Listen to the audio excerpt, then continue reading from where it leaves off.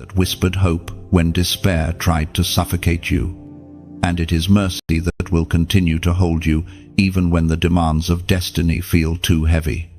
Without mercy, you would burn out under the endless call to give, to serve, to pour, measure. On the other hand, is heaven's wisdom in regulating how much weight you can carry at a time. Just as a father does not hand a child a burden too heavy for their frame, God does not release more influence than your character can sustain. Measure is why some doors open gradually rather than instantly. Measure is why some prayers seem delayed. Measure is why success grows in stages rather than all at once. It is not punishment, it is protection. The Word of God declares in the book of Psalms, chapter 103, verse 10, He does not treat us as our sins deserve or repay us according to our iniquities. This is mercy. If heaven dealt with us strictly by justice, none of us could stand. But mercy tempers justice with love. And measure ensures that the mercy you receive becomes strength you can extend to others without collapsing under pressure. Chosen one. Let me show you why this balance matters. Imagine a musician with great talent but no discipline. If they are given a stage before they have learned to practice, the weight of fame destroys them. Their gift remains, but without measure, it consumes them. Or think of a leader who rises too quickly without humility. The influence amplifies their flaws until scandal destroys the trust of thousands. That is why measure is critical. It keeps you safe, keeps others safe, and ensures the flame of your influence burns long rather than fast. But equally, without mercy, you would collapse at the first sign of failure. How many times have you doubted yourself, thinking, surely I have blown my chance? How many times have you replayed mistakes, believing they disqualified you, yet mercy interrupted your despair, lifted your chin, and reminded you that grace is greater than failure? Mercy is why you are still here. Mercy is why the call still burns in you. Mercy is why the crown has not been taken away. Beloved, do not resent measure. Too many chosen ones grow impatient, longing for platforms, begging for influence, despising the days of preparation. They see delay as denial. They see pruning as punishment. But if you rush ahead without measure, the very thing you long for could destroy you. Be grateful for the pace of heaven. Be grateful that God loves you enough to withhold what your frame cannot yet bear. Think of Joseph.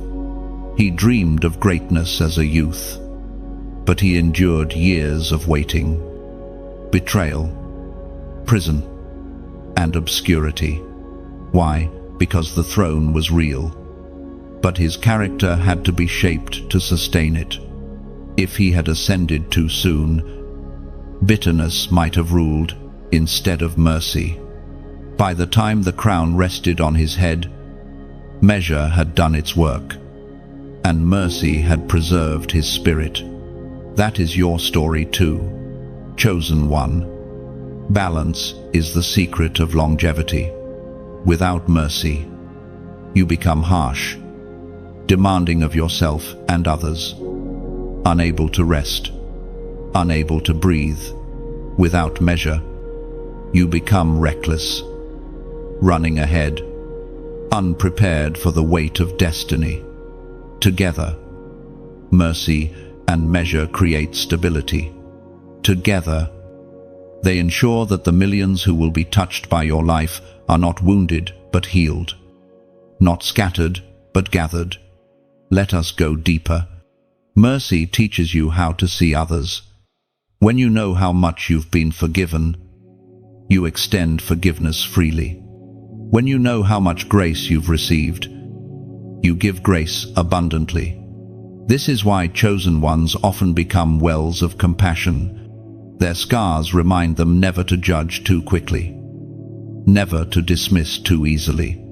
Mercy softens the heart, even as destiny sharpens the vision. Measure, meanwhile, trains you to steward influence with discipline. It reminds you not to say yes to every request, not to spread yourself so thin that you burn out, not to chase every opportunity as if it were ordained. Measure teaches you to discern, to choose wisely, to prioritize the essential. It is measure that keeps your net from tearing, your voice from straining, your fire from exhausting. Beloved, perhaps right now you feel caught between these two forces.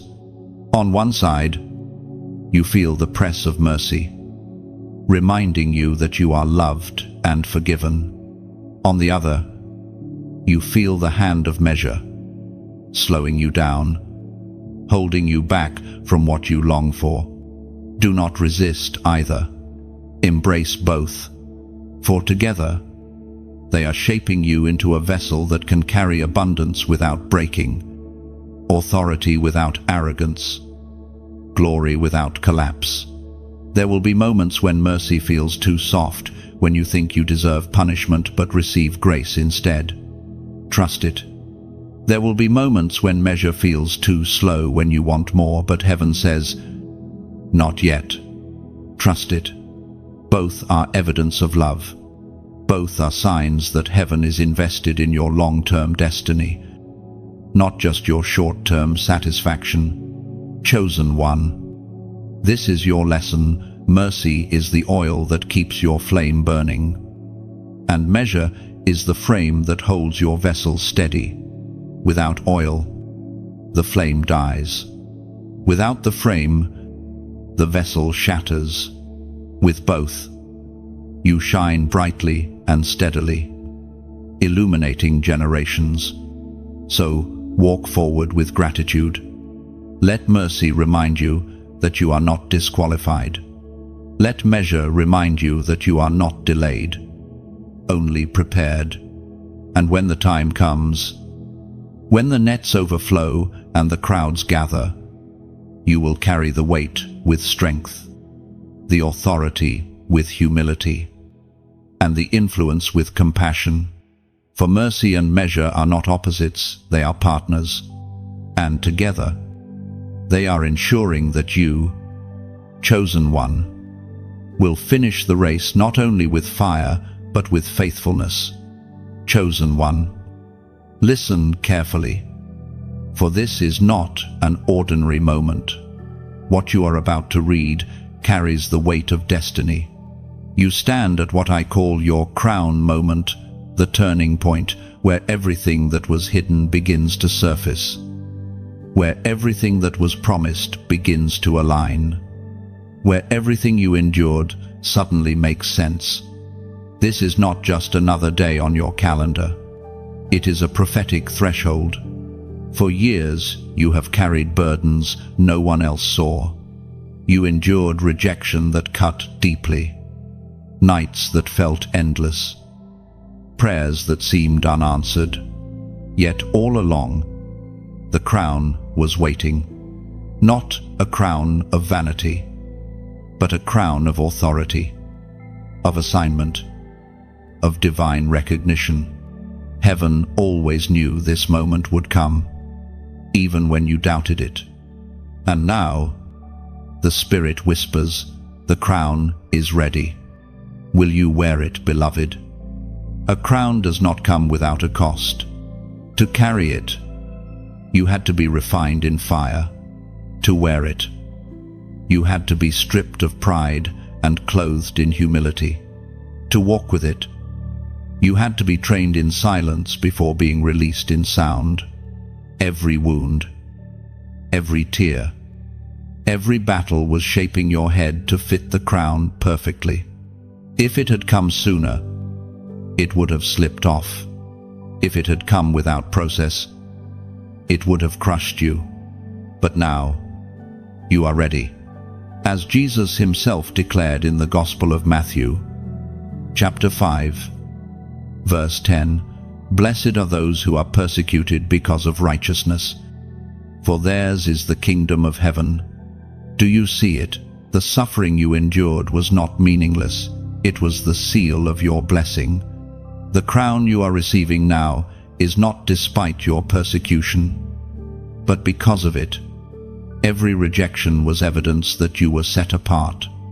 Every battle was proof that you were chosen. Chosen one. Pause and imagine this moment. A great hall, filled with light. Angels standing as witnesses. The king himself approaches with a crown in his hands. He looks at you, not at your failures, not at your scars, not at your shame, but at your faith, your endurance, your obedience. He places the crown upon your head, and suddenly everything shifts. You are no longer hidden. You are no longer waiting. You are crowned. This crown is not merely symbolic. It carries weight in the unseen. When you wear it, doors recognize you. When you wear it, demons tremble.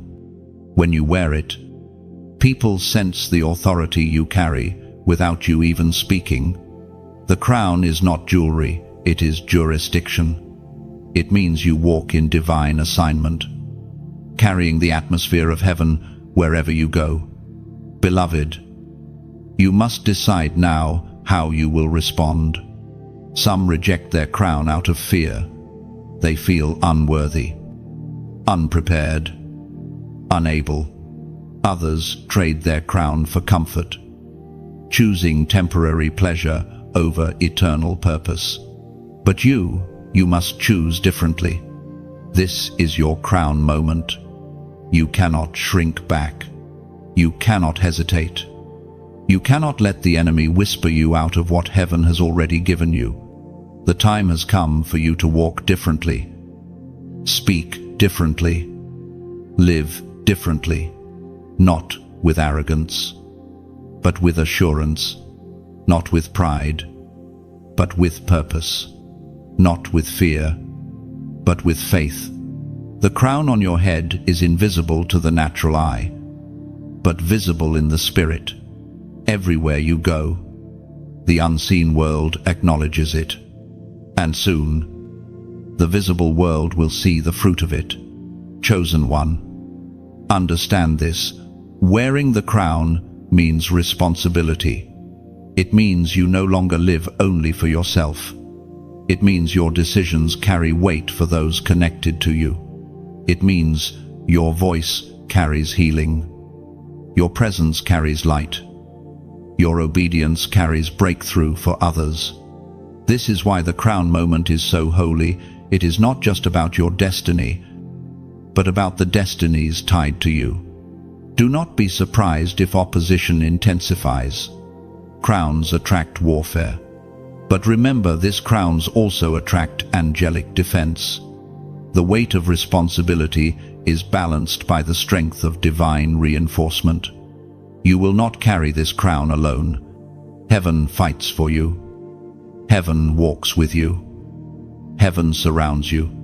Beloved, if you could see the ripple of what your crown will release, you would weep with awe. Families restored, generations shifted, nations awakened, millions touched, all because you dared to step into your assignment fully crowned. Now, here is the moment of sealing. As a prophetic act, I want you to write this number in the comments: 888. Why 888? Because it is the symbol of new beginnings. Triple fold. It represents resurrection, renewal, and divine cycles completed. By writing this number, you are declaring, I step into my crown moment. I embrace the new beginning. I will not shrink back. It is more than digits. It is a prophetic signature that you agree with heaven's timing. chosen one. The weight of this moment is holy. Do not dismiss it. Do not treat it lightly. Heaven has watched, waited, and now the crown is here. Wear it boldly. Walk in it faithfully. Let the world see not your glory, but His glory upon you. Beloved, the journey does not end here, it begins anew. The crown is not the finish line, it is the launching point.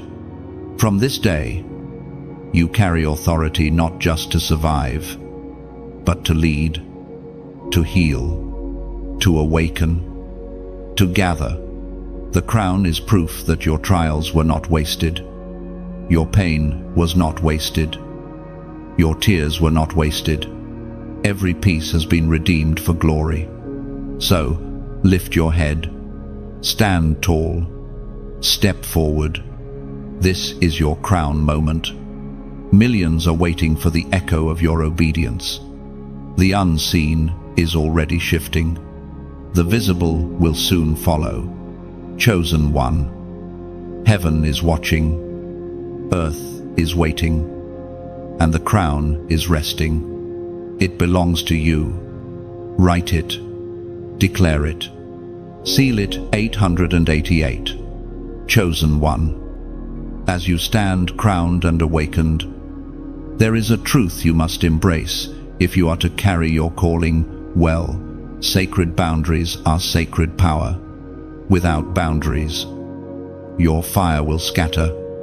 Without boundaries, your anointing will be drained. Without boundaries, the crown you now wear can slip under the weight of distraction. Boundaries are not walls of fear, they are gates of stewardship. Beloved, think back on your journey. How many times were you wounded? Not because of your calling itself, but because you allowed people or situations access to your heart that should never have been allowed.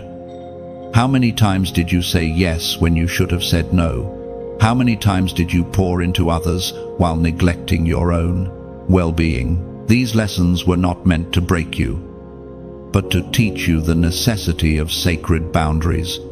Sacred boundaries protect your time. Not every conversation deserves your energy. Not every invitation deserves your yes. Not every opportunity is divine. Sometimes the enemy's most effective strategy is not destruction but distraction. If he cannot make you fall, he will try to make you busy, stretched so thin that your fire flickers. Boundaries are how you say, "I will not waste my oil on what is not assigned to me." Sacred boundaries also protect your heart. There are people whose words carry poison, whose actions carry chaos, whose presence carries heaviness. You love them, yes, but you cannot allow them constant access to your inner sanctuary. Even Jesus, who loved all, chose 12, trusted 3, and often withdrew alone to pray. If the Son of God himself needed boundaries, how much more do you? The ancient words recorded in Proverbs, chapter 4, verse 23, declare, above all else, guard your heart, for everything you do flows from it. This is not a suggestion, it is a command. Your heart is the wellspring of your life. If it is polluted, everything you release will be tainted. If it is guarded, everything you release will be pure. Chosen one. Boundaries do not mean isolation. They mean clarity. They mean choosing carefully what enters your atmosphere and what does not.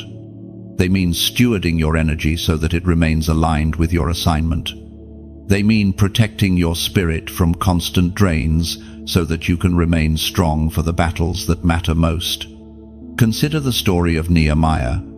When he was rebuilding the walls of Jerusalem, his enemies tried to distract him, calling him down from the work to meet with them. But he answered, "I am doing a great work. and I cannot come down. That is the language of boundaries. He recognized that his assignment was too important to waste time in fruitless conversations. You, beloved, must learn to say the same. When distractions call, answer, I cannot come down. Sacred boundaries are also about rhythms. You cannot pour endlessly without refilling. Even wells run dry if not replenished. You must create space for rest, for prayer, for solitude. Too many chosen ones collapse because they confuse constant activity with faithfulness. But heaven measures faithfulness not by busyness, but by obedience. Sometimes obedience means retreating into stillness so that your oil is refreshed. Beloved, perhaps you have felt guilty for saying no. Perhaps you have feared that setting limits makes you selfish. But hear this truth: boundaries are not selfish, they are stewardship. You cannot rescue everyone. You cannot fix everything. You are not called to be everywhere. You are called to be faithful to what heaven has assigned. And saying no to distractions is saying yes to your true purpose. Sacred boundaries also protect your identity.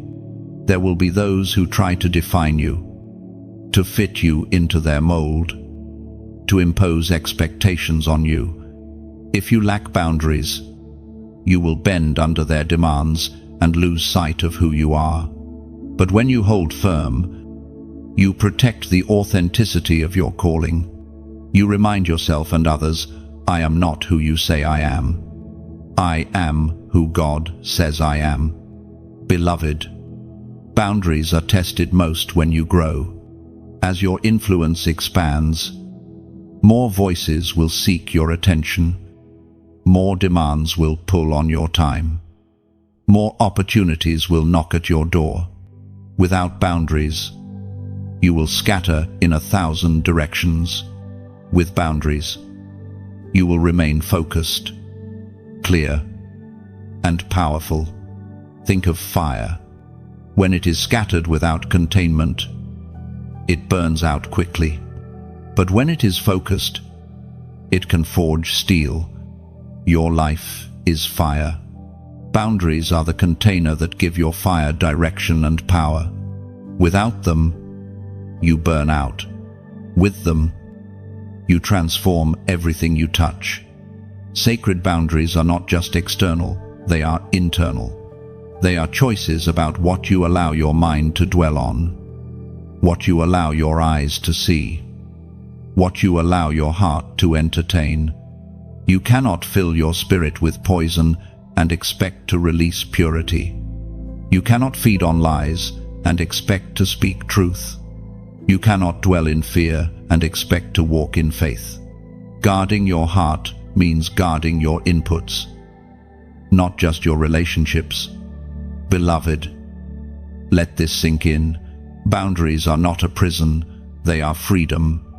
They free you from being enslaved to others' expectations. They free you from the weight of false responsibility. They free you to focus on what matters most. And when you live with sacred boundaries, your yes becomes more powerful, because it is not diluted by 1,000 lesser yeses. Do not be surprised if people resist your boundaries. Some benefited from your lack of them.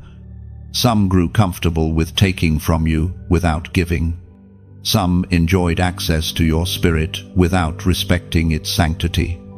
When you begin to guard what is holy, those who misused it will complain. Let them. Your assignment is not to keep everyone comfortable, it is to stay faithful. Chosen one. Remember this, even Jesus withdrew from crowds. Even Jesus said no. Even Jesus protected his moments of prayer. If he modeled boundaries, then surely you are not exempt. Follow his example. Protect your oil. Guard your crown. Keep your fire contained so that it can blaze strong for the long journey ahead.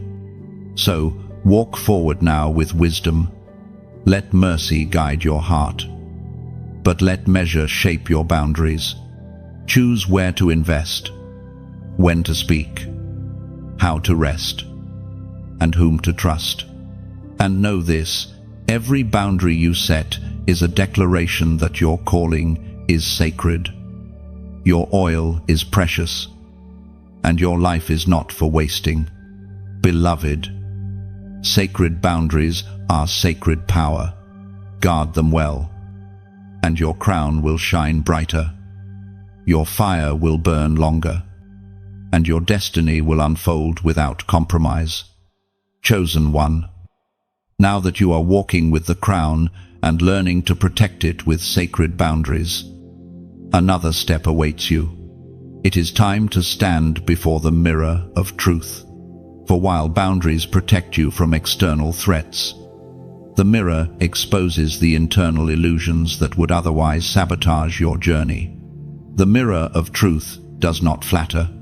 It does not distort. It does not bend to your preferences.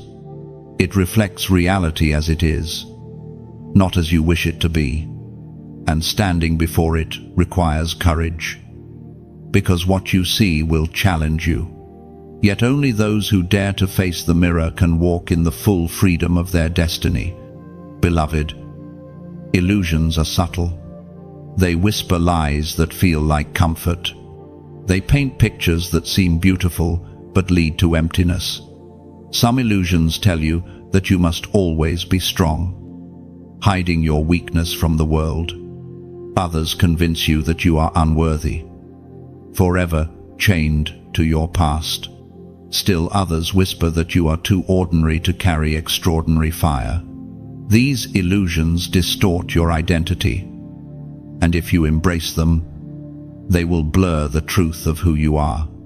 But the Spirit desires clarity, not confusion. The mirror of truth is His gift, not His punishment. It is where falsehoods are shattered, where masks fall away, where your reflection aligns with heaven's design. To look into this mirror is to remember who you were always meant to be. It is written in the Gospel of John, chapter 8, verse 32, "Then you will know the truth, and the truth will set you free." Truth is not just knowledge, it is liberation. To know the truth about God, about yourself, about your destiny is to be unshackled from lies that have held you for years. And freedom is essential if you are to carry the crown without chains dragging at your feet. Chosen one, let me speak plainly. Many people live their whole lives running from the mirror. They build identities out of illusions. They polish masks so shiny that even they begin to believe them. They hide from pain, cover their wounds, and project an image they think others will accept. But no matter how convincing the mask, deep down they feel the emptiness of unreality. And sooner or later, the weight of the illusion cracks. But you are different. You are chosen to stand before the mirror without fear. You are chosen to let the Spirit peel back layers of illusion until only truth remains. And, while the process may sting, it is glorious. For when you see truth, you see freedom. When you see truth, you see destiny. When you see truth, you see God's image reflected in you. Beloved, what are the illusions that you must face? Perhaps it is the illusion of inadequacy. You have believed the voice that says you are not good enough, not spiritual enough, not wise enough. But the mirror of truth shows you clothed in grace, filled with wisdom, equipped with power. Perhaps it is the illusion of self-sufficiency. You have convinced yourself you can do it all alone. But the mirror of truth reminds you that dependence on God is not weakness, it is strength.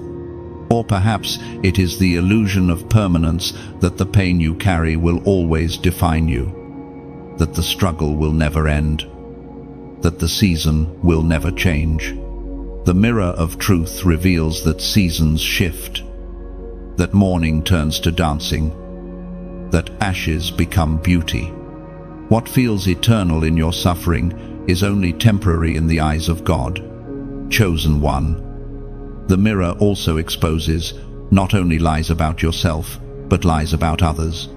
Sometimes you carry grudges, assumptions, judgments. You see through lenses clouded by hurt or fear. The mirror of truth forces you to see others as heaven sees them, not as enemies, but as souls. Not as competitors, but as brothers and sisters. Not as obstacles, but as people also walking their fragile journeys. And most of all, the mirror of truth shows you God as He is, not as illusions paint Him. Some see Him only as judge and live in fear. Others see Him only as distant and live in doubt.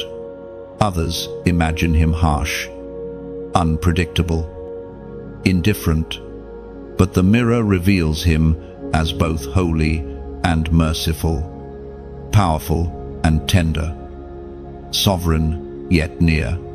To see Him clearly is to worship freely, to trust deeply, to follow wholeheartedly. Beloved, the mirror of truth is not a single glance, it is a lifelong practice. Each season, you return to it. Each season, new layers fall away. Each season, new clarity comes. The reflection becomes brighter, sharper, freer, and with every unveiling, you walk lighter, stronger, closer to the fullness of your calling. But beware, the enemy despises the mirror. He thrives in illusions. He will try to keep you busy so you never pause long enough to reflect.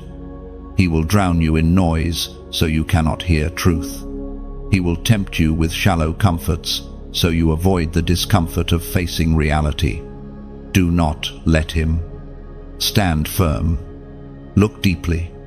And do not turn away until you see the reflection of heaven staring back at you. Chosen one. Think of Moses. When he encountered God on the mountain, his face shone so brightly that the people could not look at him. He had stood before the ultimate mirror, the presence of God, and it transformed him. The same will happen to you. The more you stand before truth, the more your life will radiate light. The more your voice will carry weight. The more your crown will shine with clarity. Beloved, this is your invitation. Do not fear the mirror. Do not run from the truths it reveals. Stand courageously. Let it strip away illusions. Let it reveal wounds that need healing. Let it remind you of your true identity. And when you walk away, you will not walk as before. You will walk as one who knows themselves, who knows their God, who knows their calling. The mirror of truth may feel heavy at first, but it is not here to condemn you. It is here to set you free. And when you are free, you are unstoppable. Chosen one. Step closer. Look deep. See clearly. And let truth ignite the freedom that was always yours. Chosen one. There is a reality you must grasp now that you are crowned, guarded by sacred boundaries, and standing before the mirror of truth. It is this: you are in a war. Not a war of flesh and blood, not a war of politics or nations, but a war that rages in the unseen. And in this war, neutrality is not an option. You carry light, and light always attracts battle. Darkness does not attack what it does not fear. That is why your journey has felt relentless. That is why the fire has intensified. The mantle on your life makes you a target, but it also makes you victorious. Beloved, spiritual warfare is not meant to terrify you, it is meant to awaken you. To ignore it is to live blind. To face it is to live prepared. Every chosen one must be trained in warfare. Because the enemy will not sit idly while millions are set free through your obedience. He will resist. He will whisper. He will strike. But hear me, the enemy is already defeated. What you fight is not for victory, but from victory. The apostle reminds us in the letter to the Ephesians, chapter 6, verse 11, "Put on the full armor of God, so that you can stand against the devil's schemes." Do you see it? Beloved, you are not called to cower. You are not called to flee. You are called to stand. And standing means you are clothed, equipped, armed, unshakable. Let us break this down. The armor is not a metaphor, it is a reality in the spirit. The belt of truth secures you when lies try to loosen your footing. The breastplate of righteousness guards your heart when shame and guilt fire arrows against it. The shoes of peace anchor you so that even when storms rage, you remain steady. The shield of faith extinguishes fiery darts, not by effort, but by trust. The helmet of salvation covers your mind, reminding you who you are and whose you are. And the sword of the Spirit, the Word of God, is not defense alone, but offense, piercing darkness with light. Chosen one, you must practice with these weapons daily. Do not wait until battle strikes to reach for them. Soldiers train before the war, not during it. That is why prayer is not optional, it is training ground. That is why worship is not ritual, it is weaponry. That is why scripture is not literature, it is a sword. Beloved, spiritual warfare will often manifest in subtle ways. A sudden wave of fear, a heaviness that seems to come from nowhere, unexplained conflict, unexpected discouragement. These are not random. They are tactics designed to weaken your resolve. But now you know you are not defenseless. Lift your shield. Draw your sword. Stand in armor. Declare truth until the lies crumble. Worship until heaviness lifts. Pray until peace floods your spirit. And understand this, you are not fighting for survival, you are fighting for territory. Every time you resist temptation, you claim ground.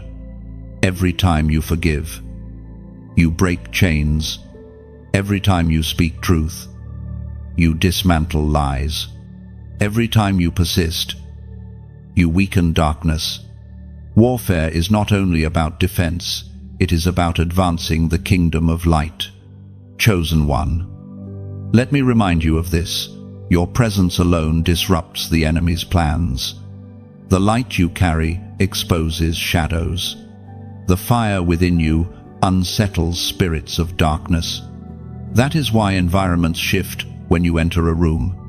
That is why some people feel uncomfortable around you without knowing why. That is why opposition rises even when you have done nothing wrong. Your crown is not invisible in the unseen realm. It shines brightly, and it intimidates hell. Beloved, never forget that angels walk with you. You are not alone in battle. The same God who opened the eyes of Elisha's servant to see the hills filled with chariots of fire is the same God who surrounds you. You may feel outnumbered, but you are never outpowered. Heaven's armies fight alongside you. Your only task is to stand firm, clothed in armor, declaring truth until victory manifests. This is why community matters. No soldier fights alone. When one shield falters, another rises beside it. When one voice grows weary, another roars. That is why chosen ones must stay aligned. united in prayer, covering one another, strengthening one another. You were not chosen to fight in isolation. You were chosen to fight as part of a movement. Now, beloved, let us pause. If what you are reading resonates with the battles you have faced, if it brings clarity to what has felt confusing, then I ask you to take action. Like this message, not for numbers, but as a declaration that you stand armored and ready. Share it, not for attention, but because someone you know is weary in battle and needs this reminder of victory. Subscribe, not as a ritual, but to remain equipped, so that each word from heaven continues to sharpen your sword and strengthen your shield. And in the comments, leave a short affirmation. Just write, "I will stand." Why? Because your declaration matters. Writing those words seals your agreement with heaven. It tells the unseen realm that you refuse to bow, that you refuse to retreat, that you choose to stand as a warrior, crowned and armed. Every time you declare truth, you silence lies. Every time you declare faith, you weaken fear. Every time you declare identity, you strengthen destiny. Chosen one, do not shrink back from warfare. See it for what it is, a sign that you are advancing. The enemy does not waste energy on those who pose no threat. If hell has targeted you, it is because heaven has marked you, and heaven's mark is greater than hell's opposition. So rise daily, clothed in armor. Speak boldly, wielding the sword of truth. Walk steadily, carrying the shoes of peace. Guard your heart, covered in righteousness. Lift your shield, steady in faith. Protect your mind, secured in salvation. And above all, pray unceasingly, for prayer is the breath of the warrior. Beloved, this is not just survival, it is victory. You will not only endure, you will conquer. You will not only resist, you will advance. You will not only stand, you will shine. For you are chosen, and chosen ones are not defeated, they are crowned, armed, and unstoppable. So stand, chosen one. Stand and see the salvation of the Lord. Stand and watch the enemy flee. Stand, armored and radiant, until the glory of heaven fills the earth through your obedience. Chosen one, now that you have seen the nature of warfare and clothed yourself with the armor of light, it is time to look at another dimension of your journey, momentum. There is a rhythm to destiny, a current that flows once you step into obedience. And when you align with it, acceleration becomes natural. This is what I call momentum economics, the way spiritual energy, once set in motion, multiplies into tangible resources, opportunities, and breakthroughs. Beloved, momentum begins with the unseen. A single act of faith sets ripples moving in the spirit realm. Though invisible at first, those ripples begin to manifest in doors opening, hearts softening, resources appearing, like a stone rolling down a hill. Each step of obedience adds weight and speed. The further it moves, the harder it becomes to stop. That is why the beginning often feels so heavy, because you are pushing against inertia. But once momentum is established, the effort shifts. What once drained you begins to carry you. It was proclaimed in the book of Galatians, chapter 6, verse 9. Let us not grow weary in doing good, For at the proper time we will reap a harvest if we do not give up. This is momentum economics in a single sentence. Perseverance creates harvest. Consistency creates breakthrough. Refusal to quit creates inevitability. Think of a farmer. He sows seed day after day, often under the hot sun, often without seeing immediate results. To an outsider, it may look like wasted effort, but the farmer knows momentum is building beneath the soil. One day, all the unseen growth bursts through, and the harvest is undeniable. So it is with your life. The obedience you have sown, prayers, sacrifices, acts of courage have built momentum beneath the surface. Soon, what is hidden will be visible, and the harvest will come rushing in. Beloved, momentum economics also teaches us that faith is never wasted. Every prayer uttered, even when answered with silence, builds pressure in the unseen until release comes. Every tear shed, even when no one else witnessed, waters the soil of your destiny. Every small act of obedience compounds like interest, multiplying until breakthrough explodes. Nothing is wasted. Nothing is lost. But here is the danger: many chosen ones give up just before momentum carries them forward. They push against resistance, see little fruit, and conclude it is useless. They do not realize that the stone is about to crest the hill. One more push, and gravity would take over. One more act of obedience, and momentum would break open. That is why perseverance is critical. You cannot afford to stop in sight of the breakthrough. Chosen one, momentum also reveals why discipline matters. Momentum cannot be built if you keep starting and stopping, rising and falling, burning and collapsing.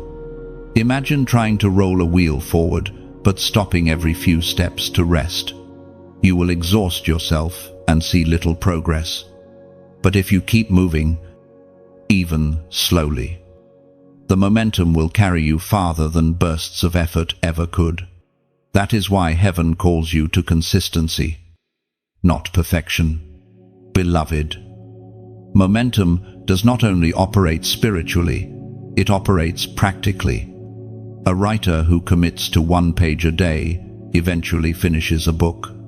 A singer who trains daily eventually carries songs across nations. A servant who blesses one person at a time eventually impacts multitudes. Small, faithful acts compound until the fruit is exponential. That is the law of momentum. Momentum also draws provision. People are drawn to movement. Resources are drawn to vision. When others see you pressing forward, they feel stirred to join, to give, to support. Provision rarely comes to those who wait passively. It comes to those already moving. Like a ship at sea, it is easier to steer when it is in motion than when it sits idle. Heaven can guide you more easily once you are moving than when you stand still in hesitation. Beloved, pause and reflect on your own journey. Can you see the places where momentum carried you further than you expected, times when one step led to another, and suddenly you found yourself in a place you never imagined? That is momentum economics at work. And it is happening again now. The crown you wear, the fire you carry, the obedience you live out, these are setting forces in motion that cannot be undone. But remember, momentum is neutral. If you build it in the wrong direction, it still multiplies. Negative habits compound just as positive ones do. Complaints multiply discouragement. Procrastination multiplies delay. Fear multiplies paralysis. That is why you must guard not only your actions, but your patterns. Small compromises today can become chains tomorrow. But small acts of obedience today can become crowns tomorrow. Chosen one. Momentum also demands stewardship. Once the harvest begins, once resources flow, once opportunities open, you must manage them wisely.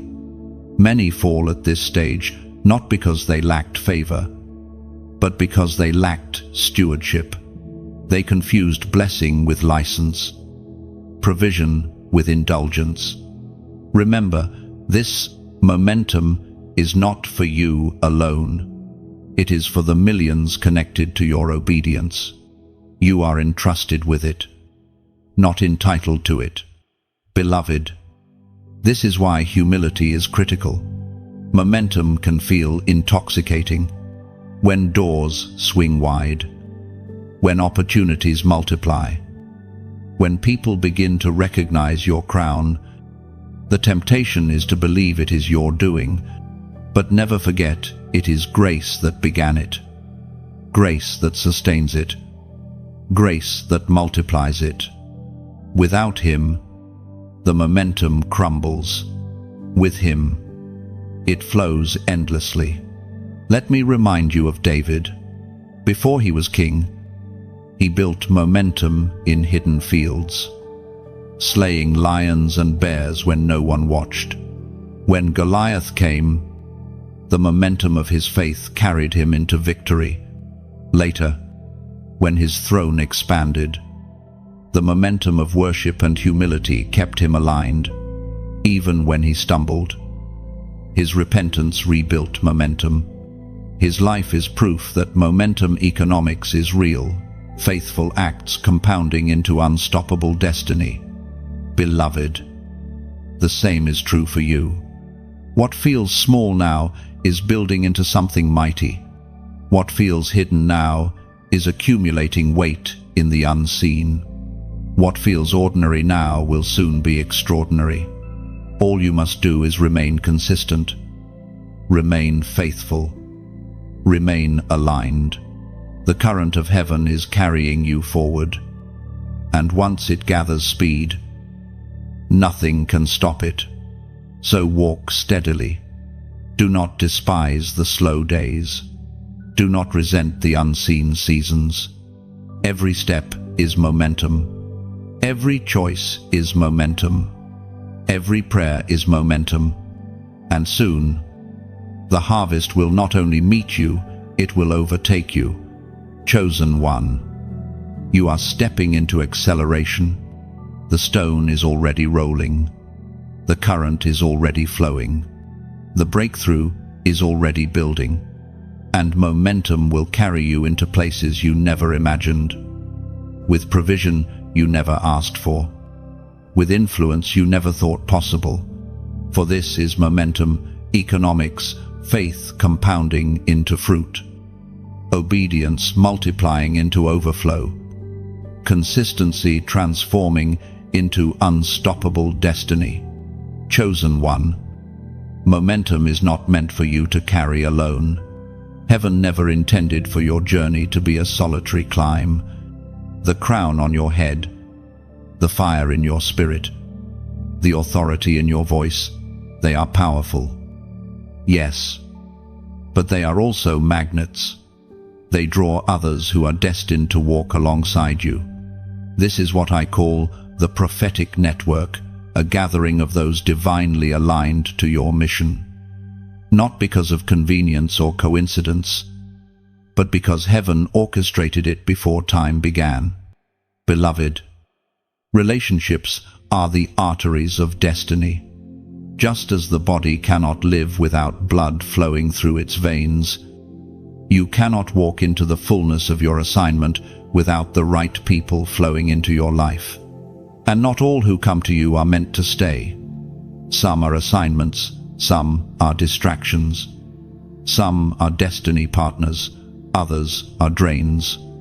Discernment is key, for the prophetic network is not built by numbers, but by alignment. It is written in the book of Ecclesiastes, chapter 4, verse 9, "Two are better than one, because they have a good return for their labor." Chosen one. Consider how even the greatest carried networks around them. Moses had Aaron and Hur to hold up his arms. David had Jonathan, whose covenantal loyalty preserved his life. Jesus had the 12, flawed yet faithful, who carried his message to nations. Paul had Timothy, Silas, and others who expanded his reach. No chosen one ever fulfilled destiny alone. Neither will you. But here is where discernment matters. Not everyone who walks with you is part of your prophetic network. Some are curious, not committed. Some are jealous, not joyful. Some are parasitic, not prophetic. They attach themselves to your fire but do not contribute oil. If you are not careful, you will waste strength on those who drain instead of align. That is why sacred boundaries, as you learned, are critical. They keep imposters out so that true allies can remain close. Beloved, how do you recognize the prophetic network? First, they will speak life into your vision, not death. Their words may challenge you, but they will never belittle what God has spoken over you. Second, they will add strength in your weakness. When you falter, they lift. When you grow weary, they pray. Third, they will remain loyal, not because of what you can give them, but because of covenant. Covenant is deeper than convenience. It is tested in storms and proven in silence. Chosen one. Perhaps you have been wounded in relationships before. Betrayal cut deep. Abandonment left scars. Misunderstanding silenced your trust. And because of this, you may hesitate to open yourself to others again. But hear me, isolation is not the solution. Wounds do not erase the need for connection. They teach discernment. Yes, but they must not harden your heart. For if you close yourself off, you also close the doors heaven wants to use to bless you. Beloved, do you see how the enemy has worked? He tries to use betrayal to convince you that all covenant is fake. He tries to use disappointment to persuade you that no one can be trusted. But those are lies. Yes, some relationships failed, but not all. Yes, some people left, but not everyone. And yes, some misused access, but others are being sent to heal and restore. The prophetic network is still real, and it is being built around you even now. Consider the rhythm of divine alignment. Just as seasons change, so do relationships. Some were only meant for a chapter, some for a page, few for the entire book. Do not cling to what has expired, nor despise what is temporary. Each person plays a role. Some plant seeds, some water, some prune, some harvest. All contribute to your journey, even if not all remain until the end. Chosen one. Here is what you must understand. The prophetic network is not about surrounding yourself with fans, but with partners. Fans applaud, but they do not labor. Partners may not always clap, but they will always carry weight. Fans fade when the season shifts. Partners remain, even when it costs them. Heaven is sending you partners, not fans. Beloved, you must also recognize that you are part of someone else's prophetic network, just as others will strengthen you. You are called to strengthen them. Destiny is never one-directional. The fire you carry is not just for your crown, but to ignite others. The oil on your life is not just for your journey, but for theirs. As you pour into others, your own cup will never run dry. Think of Jonathan. He knew David's crown would mean the loss of his own father's throne. Yet, instead of jealousy, he chose covenant. He said, "You will be king, and I will be second to you." That is the spirit of true alignment, rejoicing in another's destiny, even when it means decreasing yourself. And because of that, Jonathan's loyalty remains a testimony for generations. That same spirit of covenant will mark your prophetic network. Beloved, let this truth settle. The prophetic network is not something you must strive to create. It is something heaven assembles. Your part is to remain discerning, prayerful, and open. Do not chase alliances. Let them be drawn to you. Fire attracts fire. Light attracts light. Destiny attracts destiny. As you walk faithfully, those who carry pieces of your puzzle will appear. Chosen one, be ready. Some will surprise you. They may not look like what you expected. They may come from different backgrounds, different nations, different walks of life. Yet their spirit will resonate with yours. You will know them not by appearance, but by confirmation in your spirit. Do not underestimate the timing. Sometimes the right person appears at the exact moment you need them, like Aaron appearing when Moses' tongue faltered, or Barnabas appearing when Paul's reputation was in question. These are divine appointments, orchestrated by heaven's calendar. Beloved, embrace the prophetic network, for it is your inheritance. Alone you are powerful, but together you are unstoppable. Alone you can shine, but together you can blaze across nations. Alone you can touch lives, but together you can transform generations. That is the design of heaven, that chosen ones align until their voices become a chorus. Their fires become a wildfire. Their crowns become a kingdom. So, guard your heart. Discern carefully. Embrace covenant and remain open. The prophetic network is forming around you, and when it is complete, you will look back and say, "Surely, this was not my doing, but the Lord's orchestration." Chosen one, the prophetic network is forming. The crown rests upon your head, and the armor of light surrounds you. But all of this means nothing if you do not step into the path of radical obedience. For destiny is not sustained by knowledge alone, nor by passion alone, but by obedience that refuses to compromise, even when the cost feels unbearable. Radical obedience is not the kind that waits until every detail is explained. It is the obedience that moves when the voice of God whispers, even if the path is unclear. It is the obedience that lays everything down, even when logic protests. It is the obedience that says, "Here am I, send me," even when fear screams, "Stay back." This obedience is the dividing line between those who wear the crown as decoration and those who wield it as authority.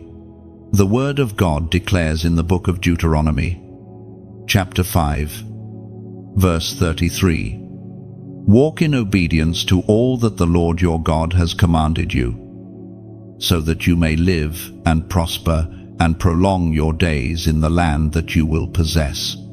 Think of Abraham. When called to leave his homeland for an unknown country, he obeyed without a map. When asked to sacrifice Isaac, he obeyed without understanding. His obedience unlocked a covenant that still echoes through generations. Or think of Esther, who risked her life by stepping before the king. Her obedience preserved her people. These stories were not written as history alone, they are patterns for you. Radical obedience always precedes radical breakthrough. Beloved, obedience is tested most in the small things. It is easy to dream about great acts of courage, but true obedience begins with daily surrender, forgiving when you want revenge, speaking truth when silence feels safer, walking away from compromise when temptation entices you. Each small yes trains your spirit for the larger yes that destiny requires. Do not despise these daily tests. They are sharpening your obedience muscle so that when the great test comes, you will not falter. Chosen one. Radical obedience will cost you. It may cost relationships that cannot walk with you. It may cost opportunities that do not align with your call. It may cost comfort, reputation, even safety, but the reward outweighs the price. For what is comfort compared to destiny? What is popularity compared to eternity? What is temporary ease compared to eternal impact? Beloved, the enemy will always tempt you to compromise. He will whisper, just a little disobedience, just one shortcut, just one delay. But compromise poisons obedience. It dulls your fire, weakens your authority, and delays your breakthrough. Do not bargain with what God has spoken. Do not negotiate with your crown. Obedience is not partial, it is complete. Radical obedience also demands speed. Delayed obedience is disobedience. When God says move, move. When He says speak, speak. When He says surrender, surrender. Every delay gives the enemy room to sow doubt. Every hesitation opens a crack for fear to creep in. That is why chosen ones must be quick to respond, even when trembling, even when uncertain. For obedience is not about confidence in yourself, it is about trust in Him. Chosen one. Perhaps you fear obedience because you do not see the full picture. But hear this, God never asks for obedience without already preparing provision. When He told Noah to build an ark, the rain had not yet come, but the wood was already growing in the forest. When He told Elijah to go to the brook, the ravens were already assigned to feed him. When He told Peter to step out of the boat, the water was already waiting to hold him. Provision follows obedience, always. Beloved, radical obedience releases radical favor. When you obey beyond reason, doors open beyond expectation. When you obey beyond comfort, blessings flow beyond measure. When you obey beyond logic, miracles manifest beyond imagination. The economy of heaven is tied not to striving, but to surrender, and obedience is the currency that unlocks it. But let me warn you, obedience is lonely at times. Others may not understand why you walk away from certain paths, why you say no to certain opportunities, why you hold firm when compromise would be easier. They may call you extreme, stubborn, even foolish. But you are not living for their approval, you are living for heaven's smile. And the applause of men can never replace the reward of obedience. Chosen one. Let us look at Jesus. In the Garden of Gethsemane, with sweat like blood, He prayed, "Not my will, but yours be done." That is the essence of radical obedience. Not my comfort, not my plan, not my will, but yours, Lord. And His obedience, though it cost Him everything, opened the door of salvation for all. If obedience carried Him through the cross into resurrection, It will carry you through trial into glory. Beloved, this is your crown moment's greatest test. Will you obey fully? Even when it costs, will you trust completely? Even when it hurts, will you surrender entirely? Even when it makes no sense, the answer must be yes. For obedience is the key that unlocks your destiny. And now, as a prophetic seal, I invite you to act. In the comments, write this number 555. Why 555? Because it represents divine grace multiplied. A triple-fold reminder that God's empowerment is with you as you step into radical obedience. Grace to obey when it feels hard. Grace to surrender when fear whispers. Grace to move when doubt tempts you to freeze. By writing this number, you are declaring, I choose radical obedience. I trust His grace to carry me. Do not underestimate this act. Numbers are not magic, but they are symbols, prophetic signs. 555 is your reminder that obedience is not carried by your strength, but by His. Every time you see it, remember, His grace is enough, and His grace empowers your yes. Chosen one, the crown is upon you, but only obedience will secure it. The path is open, but only obedience will lead you through it. The promise is waiting, but only obedience will unlock it. Do not delay. Do not compromise. Do not shrink back. This is your hour of radical obedience.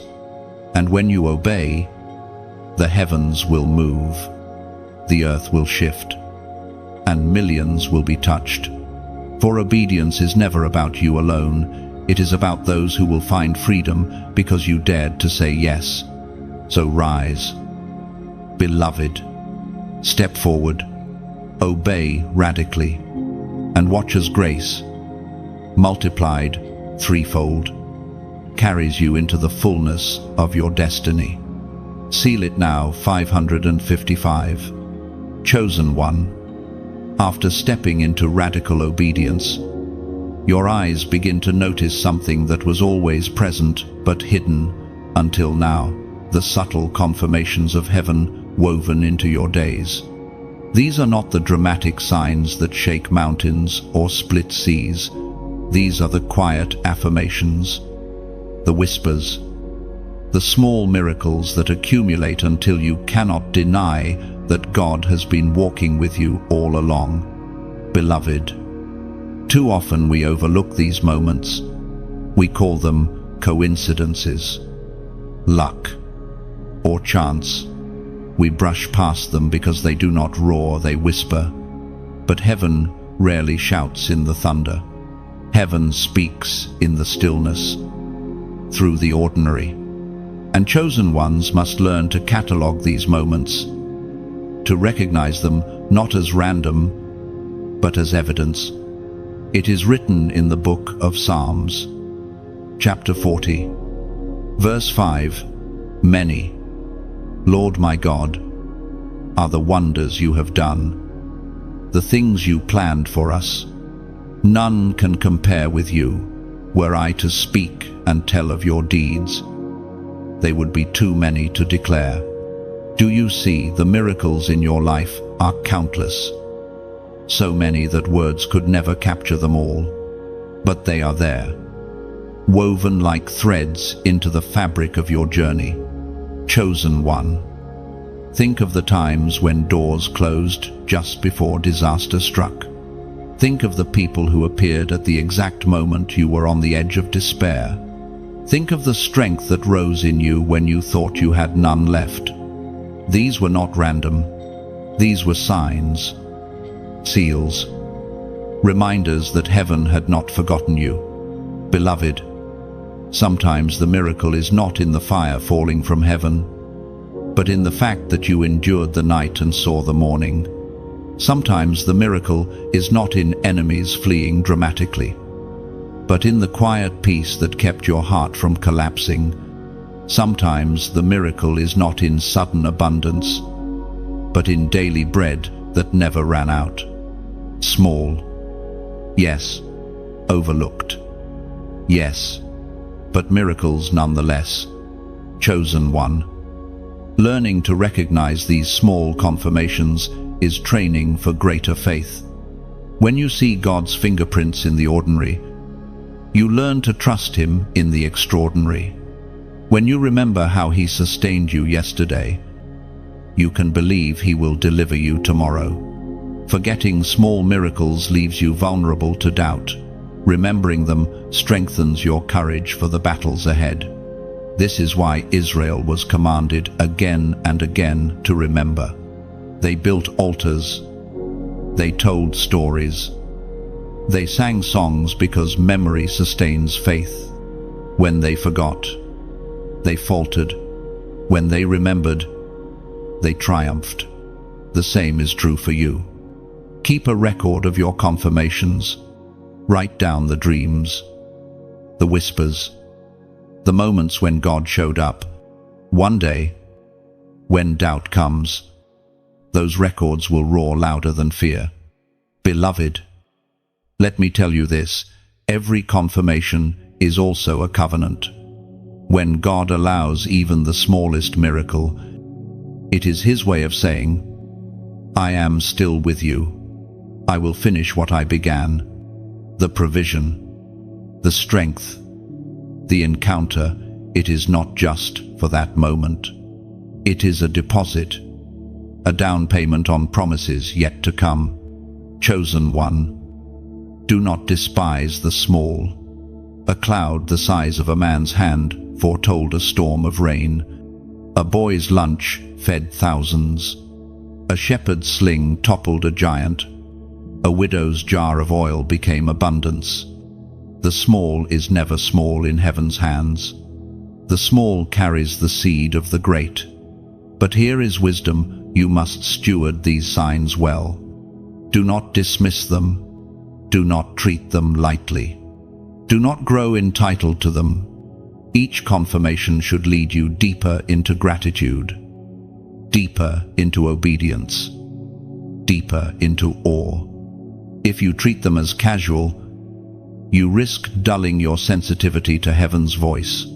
Beloved, there will also be times when confirmations feel scarce. The silence may stretch. The days may feel empty. But even then, small miracles are still present. The breath in your lungs, the strength to rise, the ability to endure. These two are confirmations. Do not wait for thunder to prove His nearness when whispers surround you. Chosen one, the growing list of confirmations in your life is proof that you are walking a path that matters. The enemy does not fight the insignificant. The enemy resists those carrying crowns. Every miracle, every sign, every whisper is heaven's way of saying, keep walking, keep standing, keep believing. So, pay attention.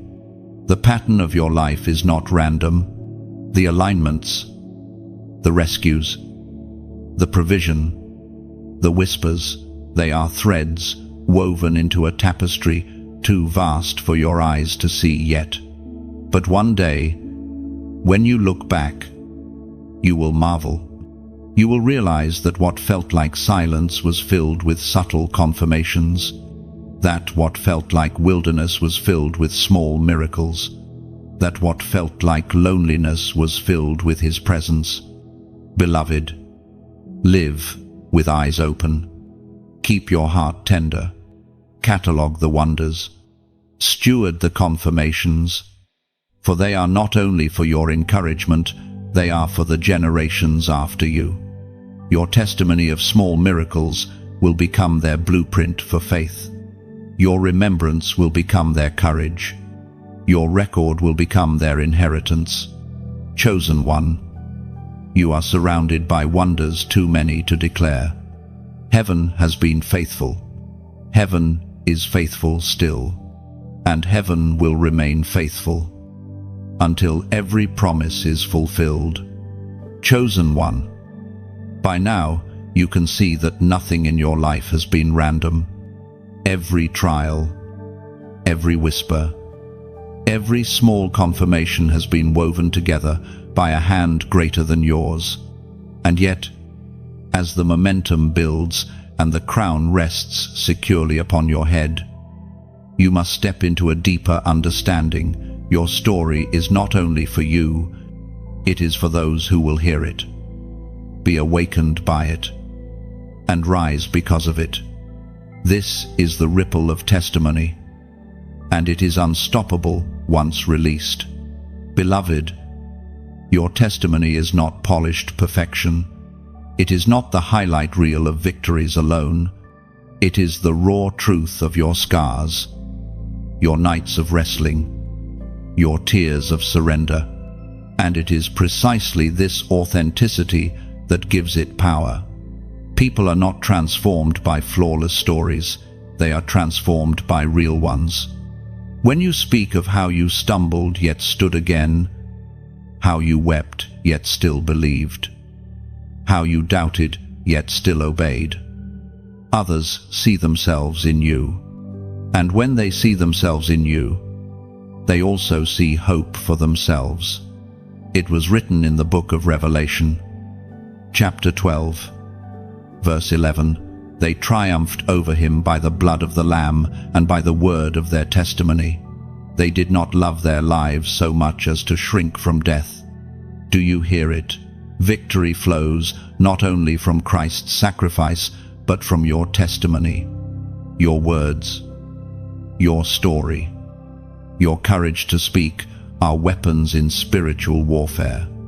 When you share, you strike blows against the enemy's lies. Chosen one, the ripple of your testimony will travel farther than you think. You may speak to one person, but that one person carries it to another, and another, until thousands are touched. In a world flooded with noise, truth, spoken from the fire of lived experience, cuts through like a sword. And because you are chosen, your voice carries weight beyond the ordinary. Beloved, this is why you cannot afford to stay silent. Silence may feel safe, but it robs others of freedom. Silence may protect you from criticism, but it withholds the key others need to unlock their chains. Do not bury your testimony. Release it, even trembling, even uncertain. Heaven will breathe upon your words and multiply their impact. And understand this, your testimony is still unfolding. It is not only about where you came from, but where you are going. Each act of obedience, each small miracle, each victory adds another chapter. Do not wait until the story feels finished to share it. Speak even in the middle. Speak even when the ending has not yet come. For sometimes what encourages others most is not your victory, but your perseverance in the process. Chosen one, testimonies create movements.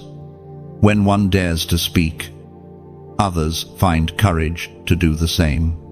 Soon, what began as a single voice becomes a chorus. This is how revival spreads, not through one story, but through many, echoing across generations.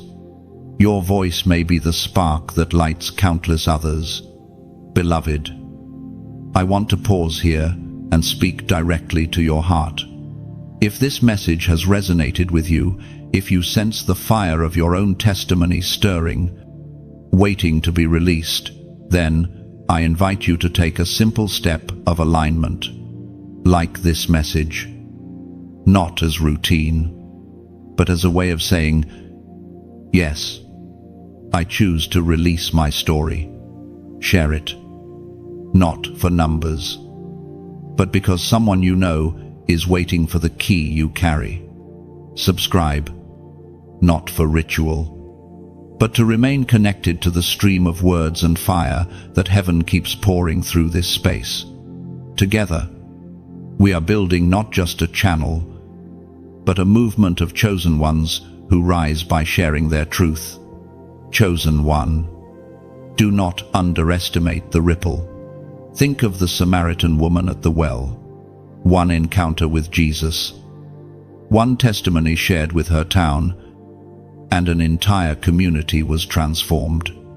She did not have a polished sermon. She did not have perfect understanding. She had an encounter and the courage to speak. That was enough, and it will be enough for you too. Beloved, your story is not shame, it is strategy. What the enemy tried to use to break you will become the very weapon that sets others free. The very scars you wanted to hide will shine as proof that survival is possible, that hope is real, that God is faithful. So, rise now into boldness. Speak without fear. Release your testimony like arrows into the night. Each word carries light. Each story carries healing. Each declaration carries fire. And as you release, watch the ripple grow, touching places and people you could never reach alone. This is the destiny of chosen ones, to shine not only for themselves, but for others, to carry not only crowns but keys, to release not only stories but strategies, and to ignite not only personal victories but generational awakenings. Beloved, the ripple has already begun. Now let it flow, let it grow, let it blaze. For your testimony is not just your own, it is heaven's weapon, earth's hope, and the enemy's defeat. Chosen one, the testimony you carry is not only for others, it is also for you. It reminds you who you are when the winds of doubt howl. It steadies your steps when the ground feels shaky. It anchors you in truth when lies swirl around your mind. Testimony is memory turned into weaponry, and when you wield it rightly, it silences voices of fear and fuels voices of faith. But there is another dimension we must uncover: prophetic declaration. Your testimony tells what God has done. Your prophetic declaration announces what He will do, and both are needed. Testimony is memory, but declaration is destiny. One looks back with gratitude, the other looks forward with faith. When combined, they make your voice unstoppable. The Word of God declares in the book of Job, chapter 22, verse 28, "You will also declare a thing, and it will be established for you, so light will shine on your ways." Do you see the power given to your tongue when you speak in alignment with heaven? Your words are not empty, they are creative.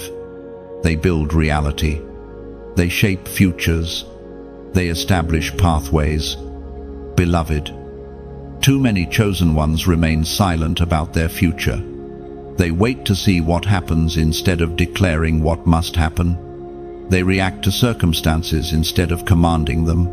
But you are not called to live reactive, you are called to live prophetic. That means speaking what is not yet seen until it becomes visible. That means declaring doors open before you even knock. That means announcing healing while sickness still lingers. That means proclaiming provision while your hands still feel empty.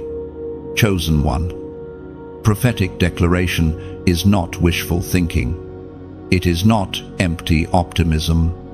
It is alignment with heaven's decrees. It is speaking God's promises until earth must obey.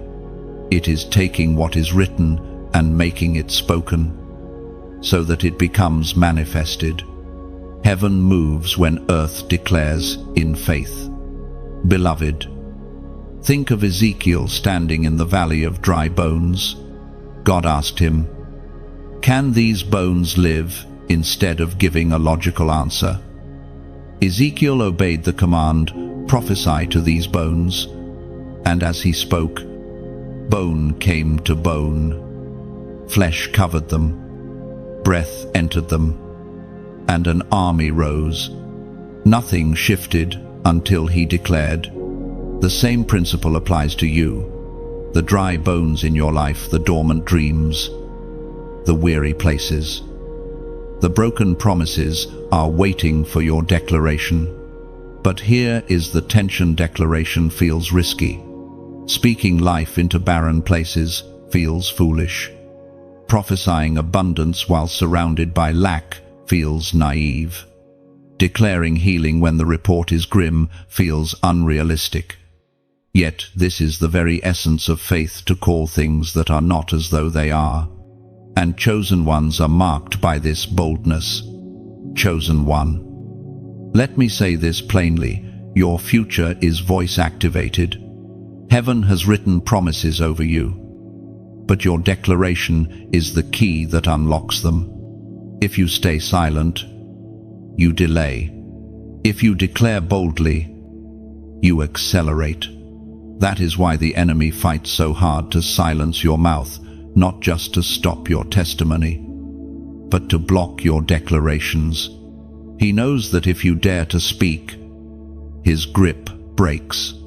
Beloved, prophetic declaration is also communal. When you declare not only over yourself but over your family, your city, your generation, you release ripples far beyond your own life.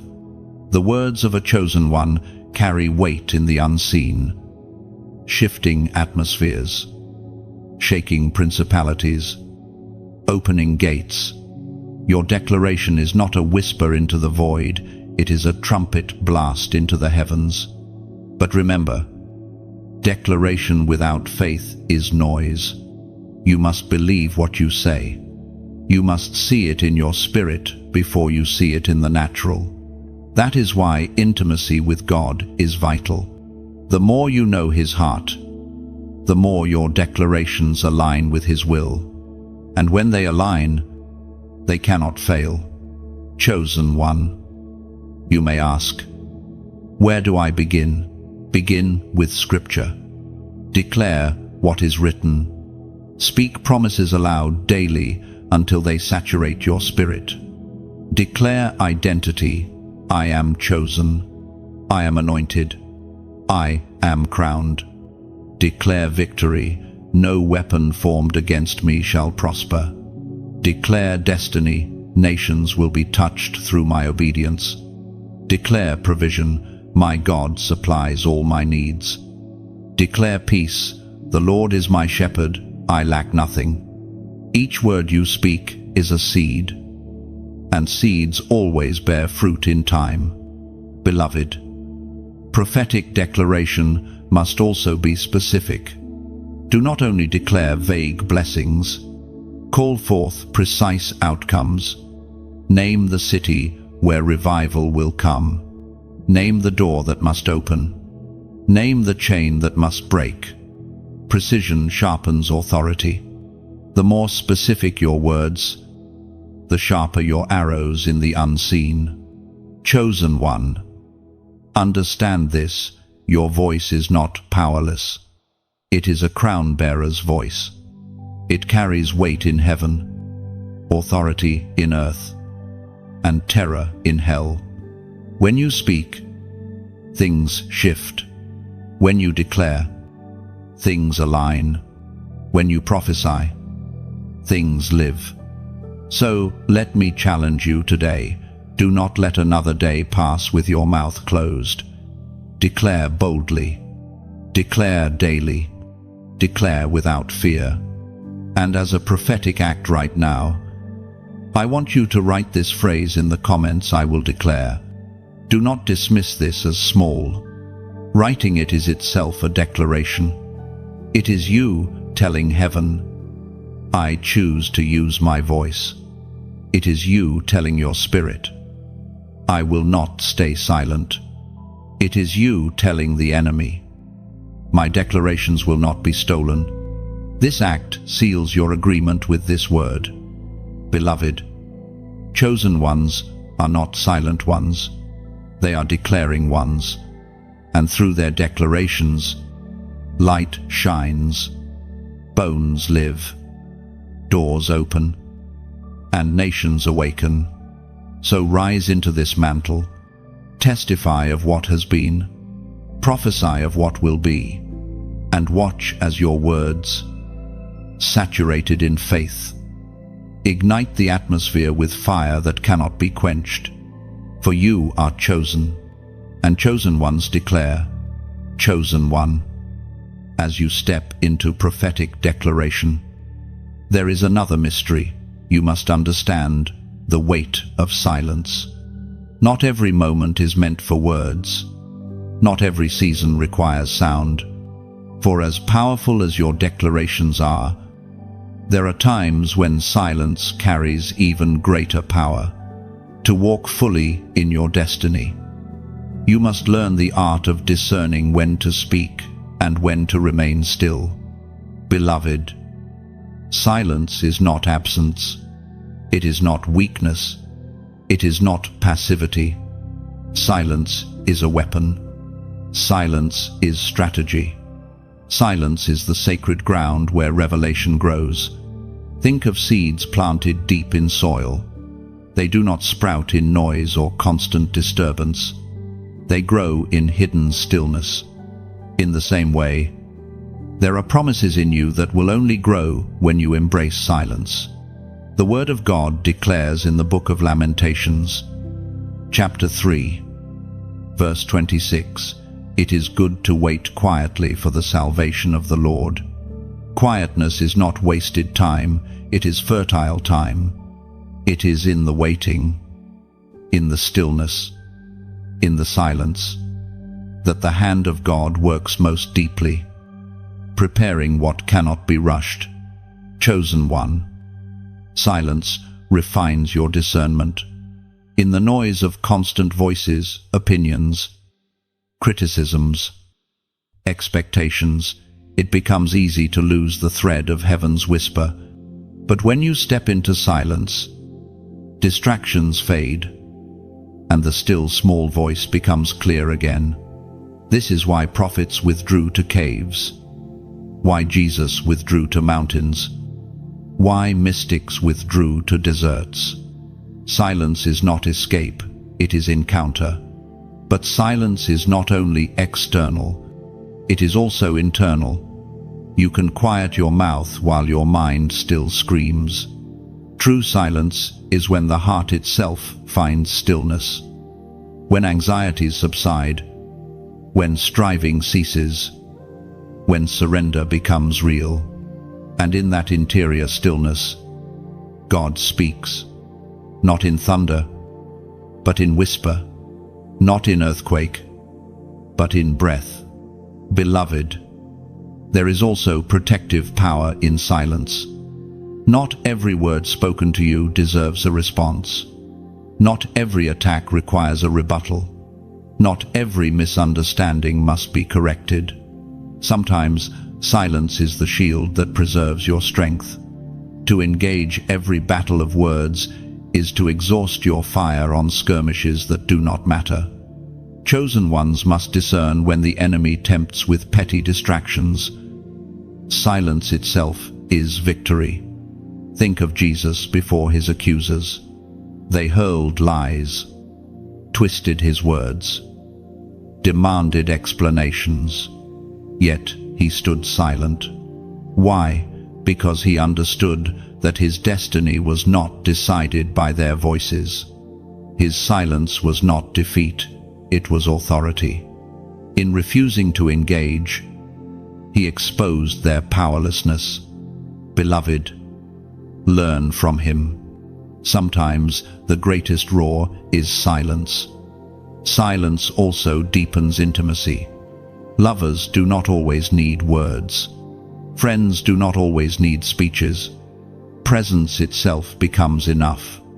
In the same way, your communion with God does not always require constant speaking. Sometimes the deepest prayer is silent stillness, resting in His presence without demand, without noise, without striving. In those moments, your spirit drinks deeply, and you emerge refreshed. Chosen one, silence will test you. In a world addicted to noise, silence feels unnatural. In seasons of waiting, silence feels like abandonment. In moments of longing, silence feels unbearable. Yet it is precisely in those moments that silence is most powerful, for it strips you of dependence on external affirmation and roots you in unseen faith. When you can endure silence, you are truly free. Beloved, silence also prepares the stage for sound. Think of music, without rests, without pauses. Notes lose their meaning. Silence frames sound, giving it weight. In the same way, your declarations gain authority because they emerge from silence. If you speak constantly, your words blur. But if you speak after silence, your words cut sharper, burn brighter, carry heavier fire. Do not despise silence. Then, do not fear it. Welcome it as training. Learn its rhythm. For chosen ones are not only people of fire, they are people of stillness. Not only voices of thunder, they are echoes of quiet. The balance of both makes them unstoppable. Chosen one, silence also heals. There are wounds that words cannot mend. There are traumas that endless explanations cannot erase. In silence, the spirit moves deeper than language. In silence, the heart unclenches, the breath steadies, the soul exhales. Healing comes not because of eloquence, but because of presence. You are healed not only by hearing God speak, but by simply being with Him in the quiet. Beloved, perhaps you are in such a season now. Perhaps the heavens feel silent, prayers unanswered, direction unclear. Do not despair. The silence is not punishment, it is process. In silence, roots grow. In silence, foundations strengthen. In silence, preparation deepens. Trust that what feels like emptiness is actually fullness concealed. Trust that the silence is pregnant with answers not yet ready to be revealed. Chosen one, the discipline of silence also prepares you for leadership. Those who cannot control their tongue cannot carry crowns. Those who cannot endure stillness cannot sustain influence. Silence teaches restraint, patience, humility. It trains you not to waste words, not to rush decisions, not to reveal prematurely what must remain hidden. Leaders who master silence release words with precision, like arrows that never miss. Beloved, silence and sound are not enemies. They are partners. One without the other is imbalance. Together, they create rhythm, harmony, and power. Learn to live in both. Declare boldly when heaven commands. Rest silently when heaven withholds. Trust the Spirit to show you which season you are in. So, chosen one, embrace the weight of silence. Let it strengthen you, protect you, heal you, refine you. Do not fear the quiet. Welcome it, for in silence you will discover the whispers of God, the depth of your own soul, and the strength to carry your crown without being consumed by noise. Chosen one, silence has refined you, boundaries have protected you, and obedience has positioned you. Now, another revelation must be unveiled. Timing is everything. Destiny is not only about what you carry, but about when you release it.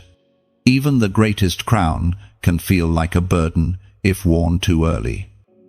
And even the purest fire can burn wrongly if kindled outside its season. Beloved, timing belongs to heaven. You cannot rush it, nor can you delay it indefinitely.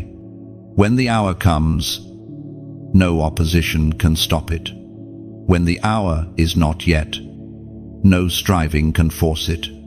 This truth humbles the chosen ones, for it reminds them that they are not masters of the clock, they are stewards of patience. The Word of God declares in the book of Ecclesiastes, chapter 3, verse 1, "There is a time for everything, and a season for every activity under the heavens." This is not poetry alone, it is prophecy. Every act of destiny, every shift of circumstance, every crown moment arrives in its appointed time. Chosen one. Think of seeds.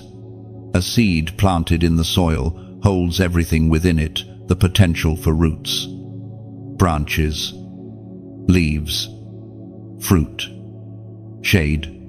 Yet if you demand harvest the day after planting, you will see only dirt. You may even believe nothing is happening, but beneath the surface, roots are forming, cells are multiplying, foundations are strengthening. The timing of harvest is hidden, but it is certain. So it is with your life. Beloved, impatience is one of the greatest threats to chosen ones. It tempts you to run ahead of heaven, to snatch what is not yet ripe, to force doors that are not yet unlocked. But blessings obtained outside of timing quickly turn into burdens. Influence that comes too soon can crush. Connections made too quickly can wound. Doors opened prematurely can expose you to storms you are not ready to endure. Trust the timing. Consider Joseph. His dreams were real, his crown assured. Yet years passed through betrayal, slavery, and prison before the throne came. If he had ascended too soon, bitterness could have ruled his heart instead of mercy. Timing protected him. Or think of David, anointed as king while still a shepherd. Yet years of hiding and waiting followed. If he had seized the throne in haste, his reign would have lacked the humility forged in caves. Timing refined him. Chosen one. Understand this delay is not denial. Waiting is not wasting. Every moment of seeming pause is preparation. Heaven does not withhold to punish, it withholds to preserve. When the time comes, everything will align so swiftly that you will realize the waiting was worth it. Beloved, timing also applies to your words and actions. A truth spoken too soon may wound instead of heal. A step taken too early may stumble instead of advance. A vision revealed prematurely may invite opposition not meant for this stage. Wisdom discerns not only what to do, but when to do it. Yet, do not fall into the opposite trap, paralysis. Some chosen ones wait endlessly, hiding behind the excuse of not the right time, when in truth, fear has silenced them. Timing is not about eternal waiting, it is about alignment. When God says, move, hesitation is as dangerous as rushing. The balance of timing is obedience, waiting when He says, wait, moving when He says, move. Beloved, timing also teaches surrender. You cannot manipulate it. You cannot negotiate it. You can only trust it. And in trusting it, you release control. That surrender is what transforms impatience into peace. Instead of asking, "When will it happen?" you begin to ask, "How can I be faithful until it happens, chosen one?" Seasons are real. Just as winter turns to spring, so do dry seasons turn to fruitful ones. Just as night gives way to dawn, so do valleys give way to mountaintops. If you are in a waiting season, know that it is not endless. If you are in a season of acceleration, know that it will require endurance. Each season carries both blessing and burden. Learn to embrace both, beloved. Timing also reveals the kindness of God. He knows the frame of your heart, the pace of your growth, the strength of your spirit. He knows what you can carry now and what would overwhelm you. By delaying some things and accelerating others, He ensures you are never destroyed by what was meant to bless you. That is mercy disguised as timing. Chosen one, when your appointed hour comes, you will know it. Doors will open without striving. Alignments will appear without manipulation. Strength will rise in you beyond your own. Opposition may remain, but it will not prevail. The fragrance of now will surround you, and you will step into it with clarity. Until then, remain faithful, remain steady, remain patient, beloved. Do not despise the time of waiting. Do not resist the hidden seasons. Do not resent the slow unfolding. Every delay is shaping you, refining you, anchoring you. Trust the hand that writes your timeline. For He who began the good work in you will be faithful to complete it right on time. Chosen one, now that you understand the power of timing, you must also embrace the discipline of prophetic patience. For patience is not simply waiting, it is waiting with trust, waiting with faith, waiting with expectation that refuses to die. It is not idle stillness, it is active alignment. To walk as chosen, you must master patience not as weakness, but as weapon. Beloved, patience is not easy. You have felt the strain of waiting, haven't you? The nights when promises seemed distant, the days when silence pressed heavy, the seasons when you wondered if God had forgotten you. Yet here you are, still standing. That is proof of patience already at work in you, even when you did not realize it. For chosen ones are sustained not by speed, but by endurance.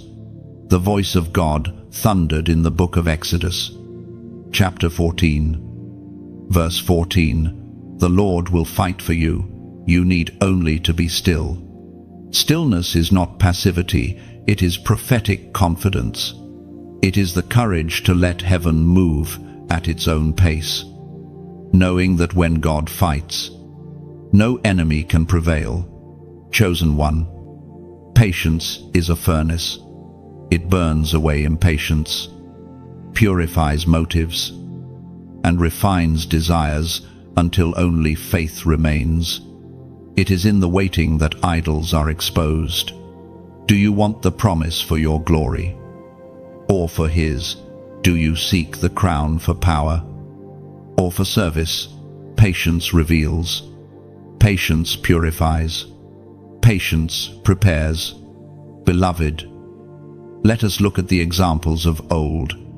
Noah built the ark for decades before rain ever fell. Abraham waited years for the promised son. Hannah prayed through seasons of barrenness until Samuel was born. Simeon and Anna lingered in the temple for decades, waiting to see the Messiah. Their patience was not wasted. It became the soil where promises bloomed. Chosen one, your waiting is not empty either. Heaven is shaping you in silence, strengthening you in delay, anchoring you in stillness. When the promise arrives, you will look back and realize the waiting was not punishment, it was preparation. Without it, you would not have been ready. But patience is more than survival, it is warfare. The enemy despises patient chosen ones because they cannot be manipulated by time. He thrives on urgency, panic, shortcuts, and fear. When you stand patient, you deny him his favorite weapons. You declare, I will not be rushed.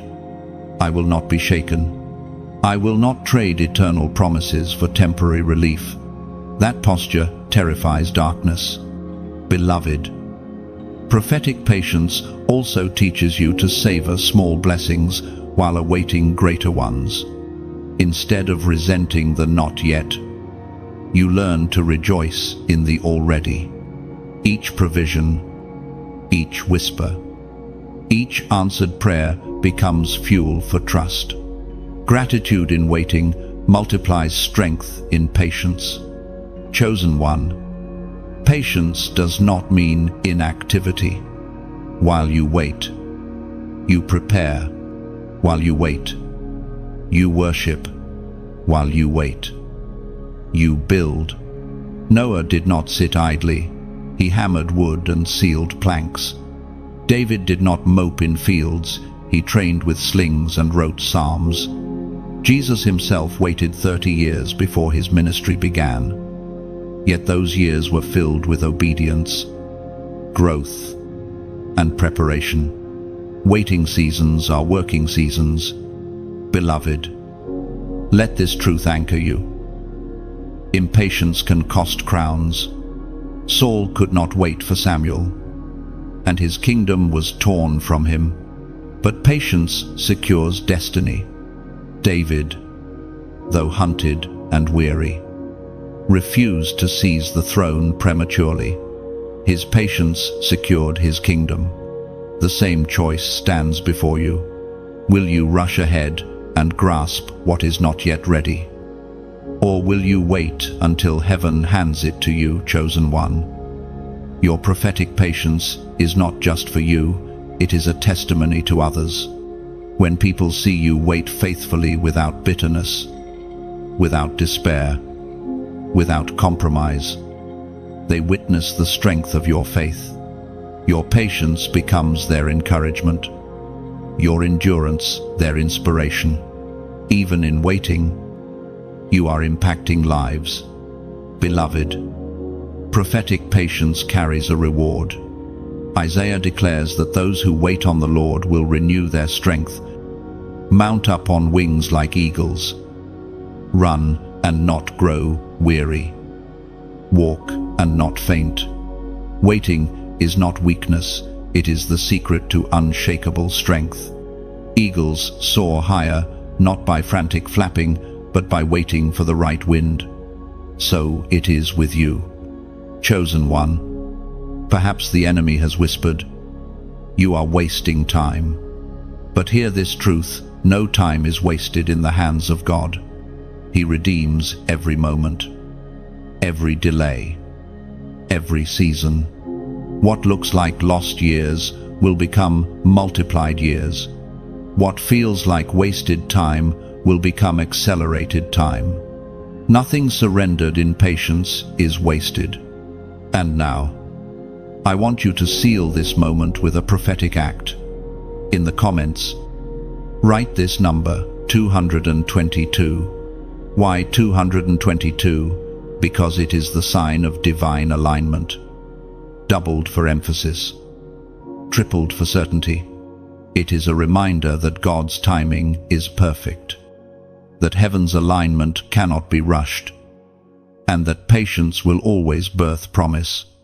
By writing it, you are declaring, I choose prophetic patience. I align with heaven's timing. I refuse to be rushed by fear. Beloved, do not despise the wait. Do not curse the delay. Do not surrender to impatience. You are not forgotten, you are being prepared. And soon, The fullness of what you have longed for will arrive, and you will see that every moment of waiting was worth it. Chosen one. The crown sits securely. The fire burns steadily. The path unfolds slowly but surely. Walk in patience, sealed by alignment. And know this, the Lord Himself fights for you while you wait. Declare it in faith. Seal it in the Spirit. Write it boldly, 222. Chosen one. Prophetic patience has anchored you. The silence has strengthened you. The timing of heaven has refined you. And now the call becomes louder. You are not only meant to endure, you are meant to influence. Influence is not about fame or applause. It is about impact. It is about shifting atmospheres, changing lives, and leaving a mark that cannot be erased. Influence is the evidence of your crown and the responsibility of your calling. Beloved, you may not see yourself as influential. You may think of your life as ordinary, hidden, unnoticed. But heaven disagrees. Influence begins not with multitudes, but with one. Every conversation you carry, every act of kindness you release, every truth you declare sends ripples outward, and those ripples multiply far beyond what your eyes can measure. Influence is not measured in followers, but in fruit.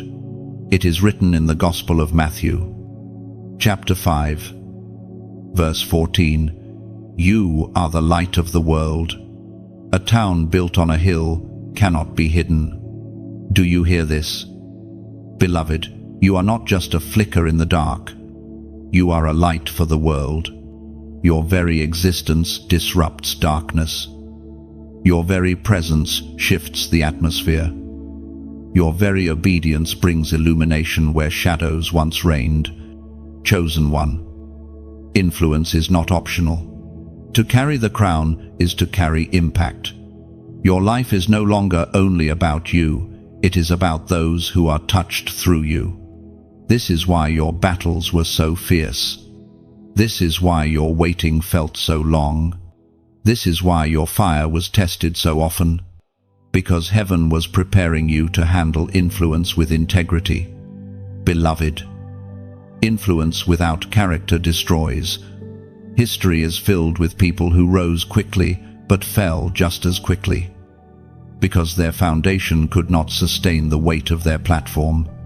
But you have been built in silence, refined in patience, shaped in obscurity.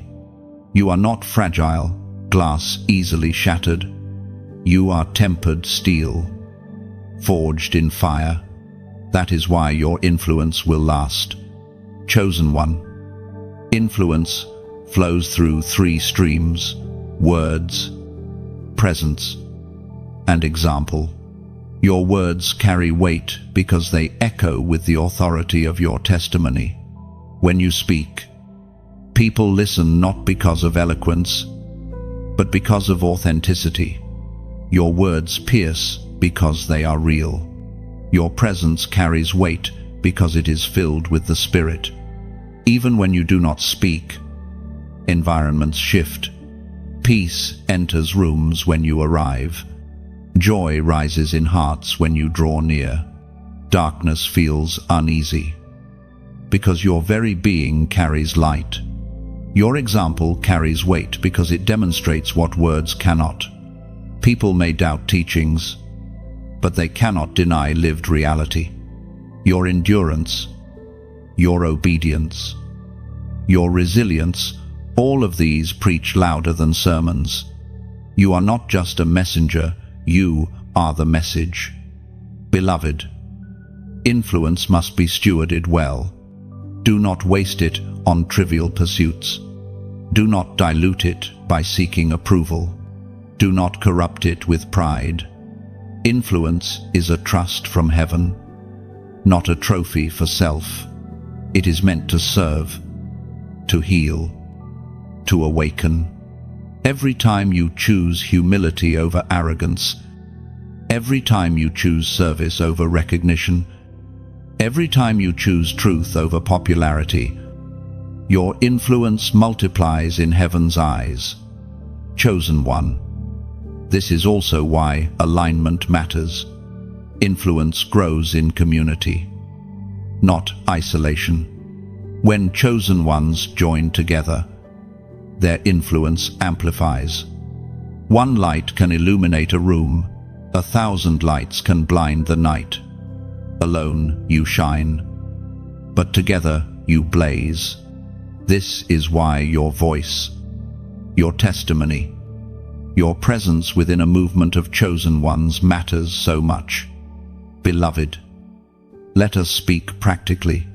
Influence in this age flows through many channels: conversations, relationships, platforms, even digital spaces. You are living in a time where your words can reach nations within seconds, where your presence can cross borders without leaving your home. This is no accident. Heaven placed you in this generation for this very reason. Your influence is meant to ripple globally. But influence requires courage. You will be misunderstood. You will be criticized. You will be resisted. Do not let this silence you. If Jesus himself was mocked, if Paul was beaten, if prophets were rejected, do not expect an easier path. Opposition is not proof of failure, it is confirmation of influence. The louder your light, the louder the resistance. But remember, no weapon formed against you shall prosper. Chosen one, I want to pause here and speak to your heart. If you feel this word resonating with your spirit, if you sense the mantle of influence resting on you, then I invite you to act in alignment. Like this message, not for numbers, but as a declaration: I will carry my influence with integrity. Share it, not for attention, but because someone else is awakening to their own influence and needs this word. Subscribe, not as ritual, but as connection, so that we, together, build a community of chosen ones walking in fire, crown, and impact. Beloved, never forget, influence is not about spotlight, but about stewardship. Your influence may shine on stages, or it may whisper in hidden rooms. Both matter. Both ripple. Both echo into eternity. Do not compare your influence with another's. A small candle and a blazing torch both defeat darkness. Your task is not to measure, but to burn faithfully. Chosen one, the influence you are stepping into will not stop with you. It will flow through generations. Children not yet born will live under the shade of your obedience. Strangers you will never meet will be touched by the ripple of your story. Nations will feel the tremors of your yes. Influence is not momentary, it is eternal. So walk boldly, speak truth, carry presence, live example. Influence is not coming, it is already here.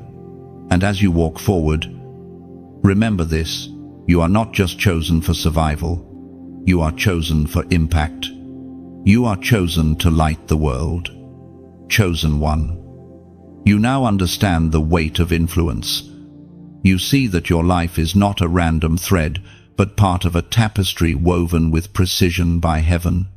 But there is another dimension to your journey: legacy. Influence touches today, but legacy touches tomorrow. Influence blesses the moment, but legacy blesses generations. Influence shifts atmospheres while you are alive, but legacy continues to roar even when your voice has gone silent. Beloved, legacy is not about monuments built in your name. It is not about applause or titles. Legacy is about what remains after you are gone, the seeds you plant that outlive you. the truth you release that cannot be silenced, the fire you pass on that keeps burning. Legacy is the true crown of chosen ones, for it outlasts time itself. The Apostle reminds us in the second letter to Timothy, chapter 4, verse 7, I have fought the good fight. I have finished the race. I have kept the faith. This is legacy: to finish faithfully, to endure courageously, to leave behind a trail that others can follow without stumbling. Chosen one, your legacy begins now, not someday, far away. Every choice you make, every word you speak, every act of obedience becomes a brick in the structure of your legacy. It is not built in one grand gesture, but in 1,000 daily yeses. That is why your small faithfulness matters. That is why your hidden obedience is not wasted.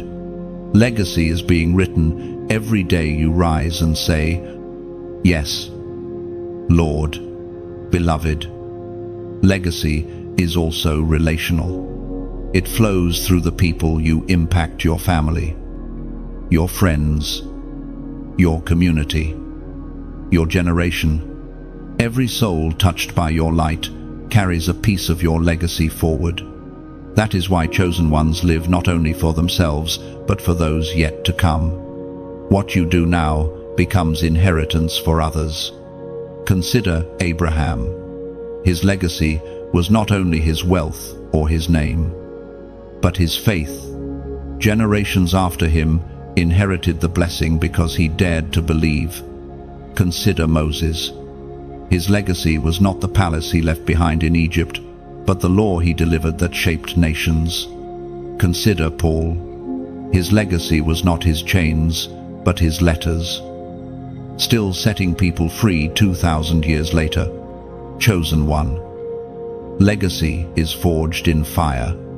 It requires endurance through trials, consistency through silence, faithfulness through obscurity. Anyone can shine for a season, but legacy demands longevity. Legacy is not built in bursts, it is built in decades of faithfulness. That is why you are still standing. That is why you have survived storms others could not. Because heaven is shaping not just your influence, but your legacy.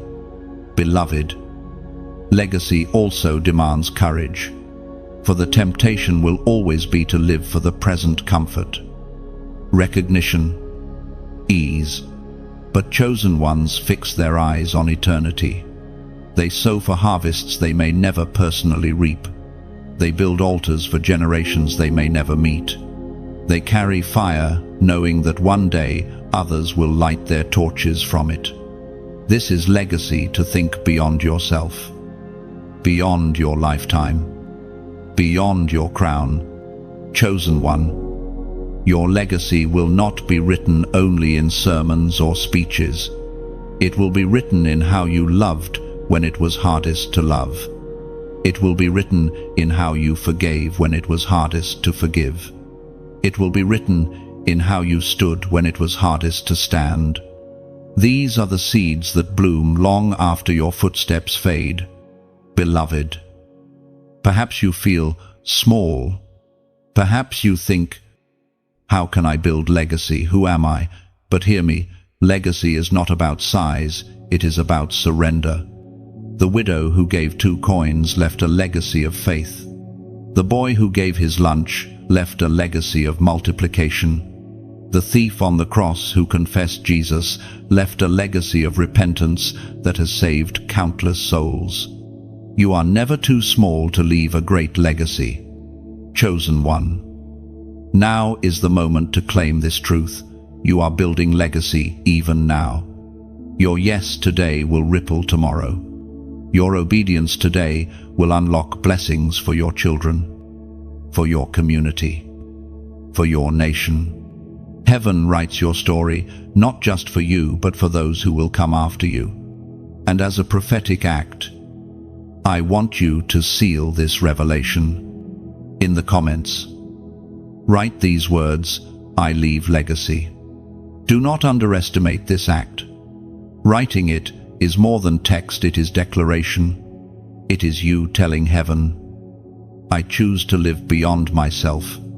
It is you telling your spirit, I will not waste my days. It is you telling the enemy, my fire will outlast me. This short sentence, less than 4 words, is a prophetic decree over your life. Beloved, legacy is not accidental, it is intentional.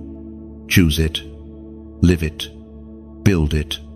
Every act of faith becomes a stone in the altar of your legacy. Every tear of perseverance becomes water that nourishes future generations. Every word of truth becomes seed that multiplies in fields you may never see. Chosen one. When the day comes that your crown is laid down and your race is complete, may it be said of you, they fought the good fight. They finished the race. They kept the faith. May your legacy be light that guides, fire that ignites, truth that endures. For this is the true reward of chosen ones, not applause, not recognition, but legacy that touches eternity. So walk boldly. Beloved, live with eternity in mind. Build daily with faith. Sow constantly with love. Endure steadfastly with hope. For your crown is not only for you, it is for generations. Your fire is not only for now, it is forever. And your legacy is not only for earth, it is for heaven's story. Write it. Declare it. Seal it. I leave legacy. Chosen one. Legacy is the echo of your obedience. But there is yet another dimension you must embrace: resilience. For legacy cannot be built without it, and destiny cannot be carried apart from it. Resilience is the ability to rise again, to endure storms, to bend without breaking, to burn without being consumed. It is not mere survival, it is sacred strength. Beloved, resilience is forged in fire. It is not learned in comfort, but in conflict. Not in ease, but in endurance. Every trial you have faced, every disappointment you have carried, every night you thought you would not survive, was training ground for resilience. While others may have collapsed, you remained. While others gave up, you rose again. That rising, that refusal to quit, is the mark of the chosen. The prophet Isaiah declared in the book of Isaiah, chapter 43, verse 2, "When you pass through the waters, I will be with you, and when you pass through the rivers, they will not sweep over you. When you walk through the fire, you will not be burned. The flames will not set you ablaze." This is resilience, not that you avoid the waters, but that you pass through them. Not that you never face fire, but that you endure it without being consumed. Chosen one. Resilience is not denial of pain. It does not pretend the storm does not rage, or that wounds do not hurt. Resilience acknowledges the reality of suffering, but refuses to let suffering have the final word. It says, "Yes, I am wounded, but I am not defeated. Yes, I am weary, but I will not stop. Yes, I am pressed, but I will not be crushed." Beloved, resilience transforms scars into testimonies. Each scar becomes proof not of destruction, but of deliverance. Each mark on your life tells a story. I faced this storm, and I survived. I endured this fire, and I emerged stronger. These scars, though painful, are part of your crown. They shine as jewels of resilience, reminders that nothing the enemy tried was enough to take you out. Chosen one. Resilience also births wisdom. When you rise again and again, you learn what truly matters. You discover which battles are worth fighting and which are distractions. You learn the rhythms of rest and renewal so that your fire does not burn out. Resilience is not endless striving, it is strategic endurance. It knows when to stand, when to wait, when to fight, and when to rest in God's strength. Beloved, resilience is also contagious.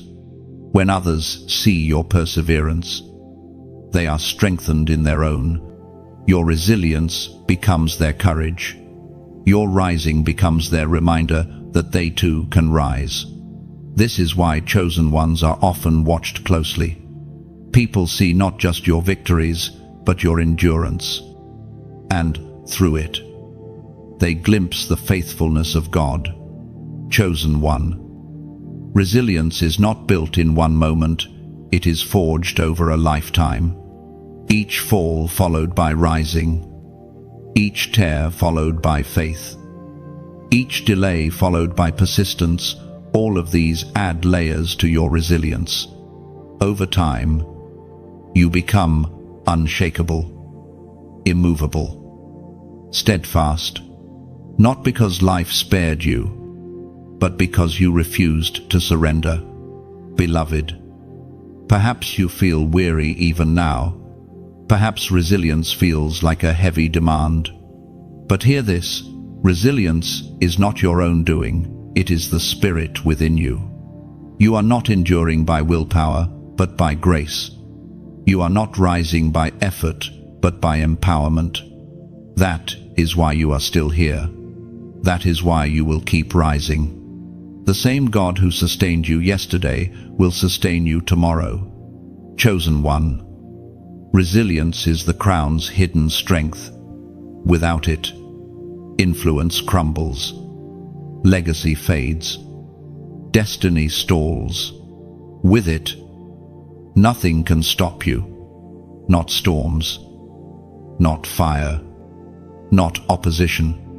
With resilience, you become like a tree planted by streams of water. Winds may blow, seasons may change, but you remain, bearing fruit in every time appointed. So embrace this truth: you are resilient, not because you have never fallen, but because you always rise. Not because storms never came, but because they never destroyed you. Not because fire never touched you, but because flames never consumed you. This is who you are: unshakable, unbreakable, unstoppable. Chosen one. Resilience has anchored your soul. But now heaven calls you to embrace an even deeper reality: authority. For resilience allows you to survive storms, but authority empowers you to command them. You were not chosen merely to endure the darkness, you were chosen to rule over it, to walk in divine authority that shifts atmospheres, silences opposition, and establishes the kingdom of God wherever you step. Beloved, authority is not arrogance. It is not self-exaltation. It is not domination. Authority is alignment with heaven's throne, delegated power to act on behalf of the king, just as an ambassador carries the weight of the nation they represent. You carry the weight of heaven's government when you walk in authority. It is written in the Gospel of Luke, chapter 10, verse 19, "I have given you authority to trample on snakes and scorpions and to overcome all the power of the enemy. Nothing will harm you." This is not symbolic language. This is reality. Authority means the enemy is beneath your feet. Authority means you do not fear demons, lies, or curses. They fear you. Authority means you do not merely resist darkness, you dismantle it. Chosen one. Authority is not something you earn, it is something you inherit. The moment you were chosen, the crown placed upon you was also a mantle of authority. Yet authority must be understood and exercised, or it remains dormant. Many chosen ones live beneath their authority. Tolerating oppression, they were meant to overthrow. Accepting bondage, they were meant to break. Enduring storms, they were meant to silence. Beloved, authority is exercised through voice and presence. When you declare truth, it is not mere sound, it is decree. When you stand firm, it is not mere posture, it is proclamation. Authority is not about volume, but about alignment. A whisper spoken in alignment with heaven carries more power than 1,000 shouts born of fear. Chosen one. Authority is also tied to obedience. You cannot walk in authority if you live in rebellion. Authority flows from submission. The Roman centurion understood this when he told Jesus, "I am a man under authority, with soldiers under me." His power to command came from his own submission. Likewise, your power to command in the Spirit flows from your surrender to God's authority.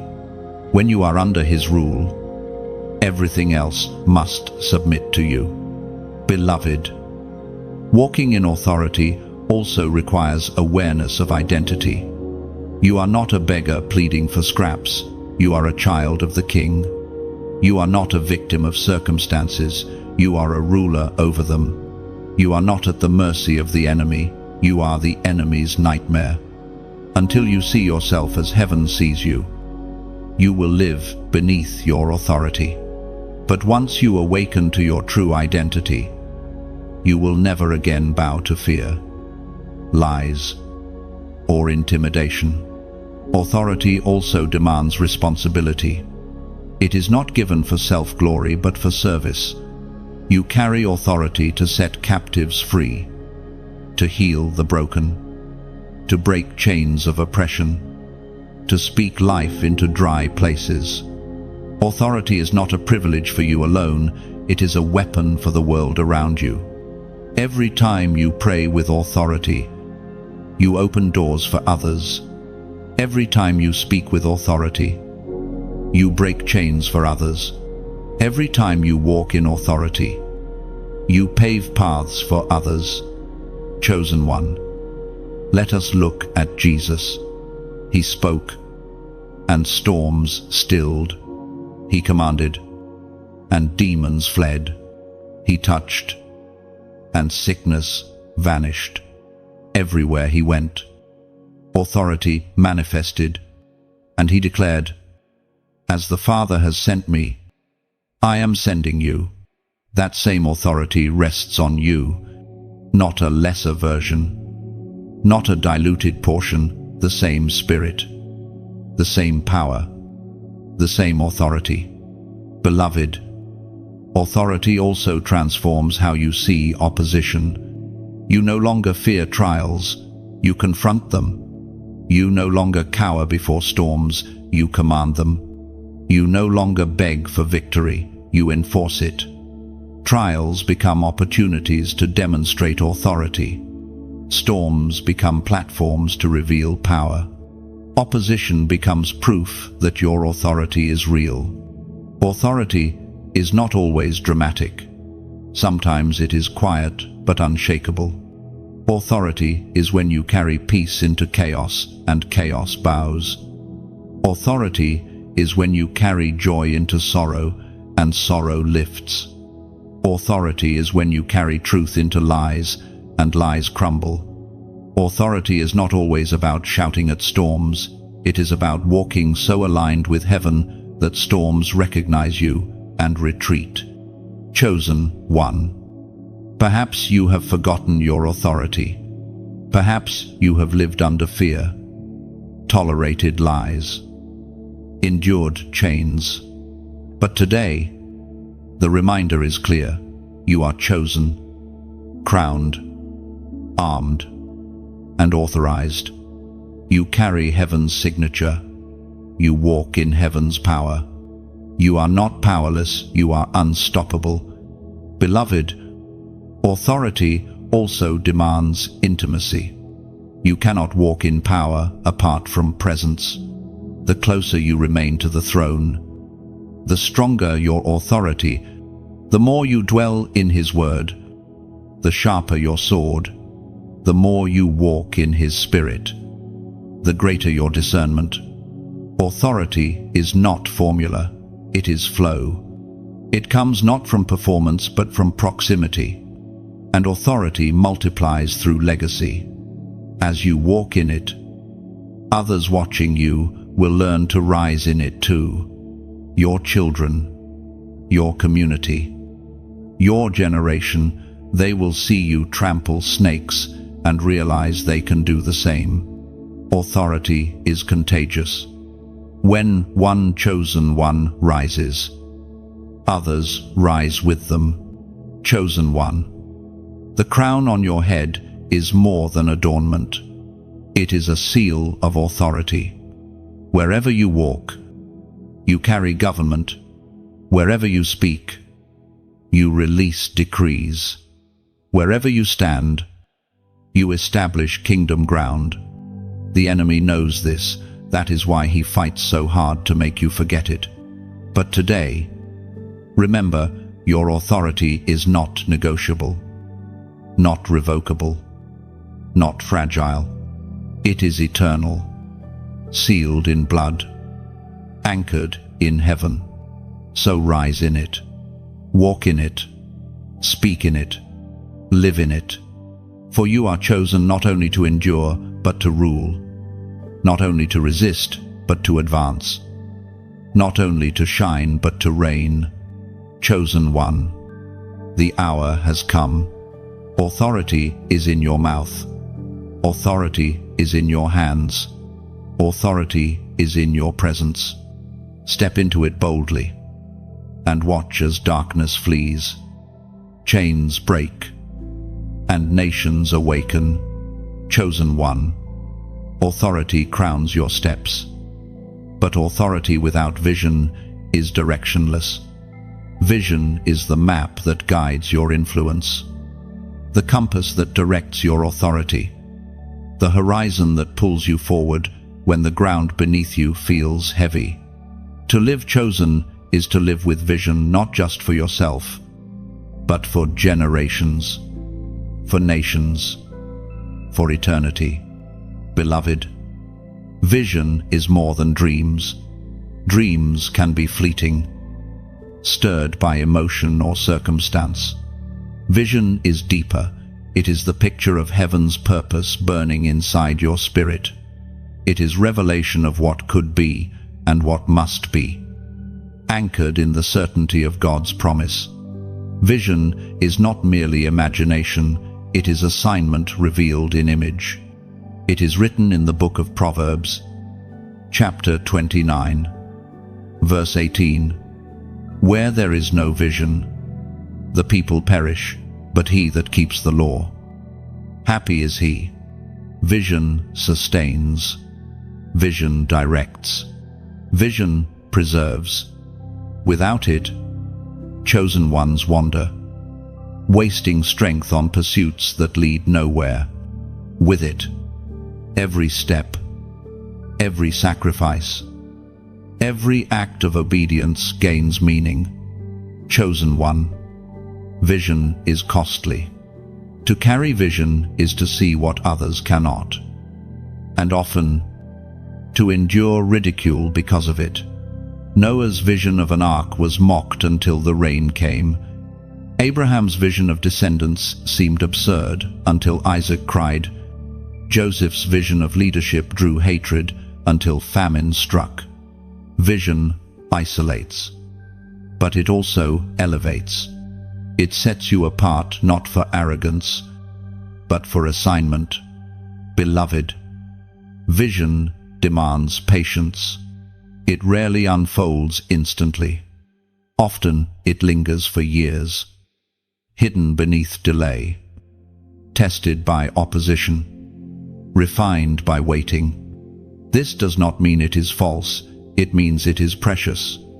Heaven does not rush vision. Heaven perfects it. Every delay, every detour, every silence is shaping you to carry the weight of it when it arrives. Chosen one. Vision also demands discipline. It is not enough to see, you must build. A vision without action is fantasy. Action without vision is chaos. Vision demands both clarity and strategy. It asks you to plant seeds now for fruit that may not ripen for decades. It calls you to make choices today aligned with a tomorrow not yet seen. It shapes your decisions, your relationships, your priorities. Vision is not only about what you say yes to, but also what you must say no to. Beloved, vision demands faith. For vision always appears larger than your capacity. It always stretches beyond your resources, your logic, your strength. That is intentional.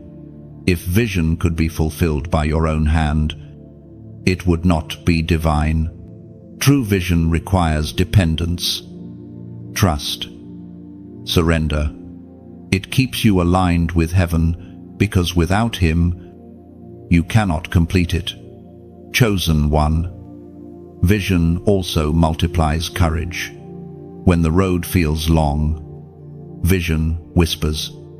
This is why, when opposition rises, vision reminds you of the end. When weariness weighs, vision lifts your eyes to the horizon. Without vision, trials break you. With vision, trials build you. For every stone thrown, every setback endured, every night survived becomes proof that you are still on the path toward what has been promised. Beloved, vision is not only personal, it is corporate. It connects you to a larger body, a greater story.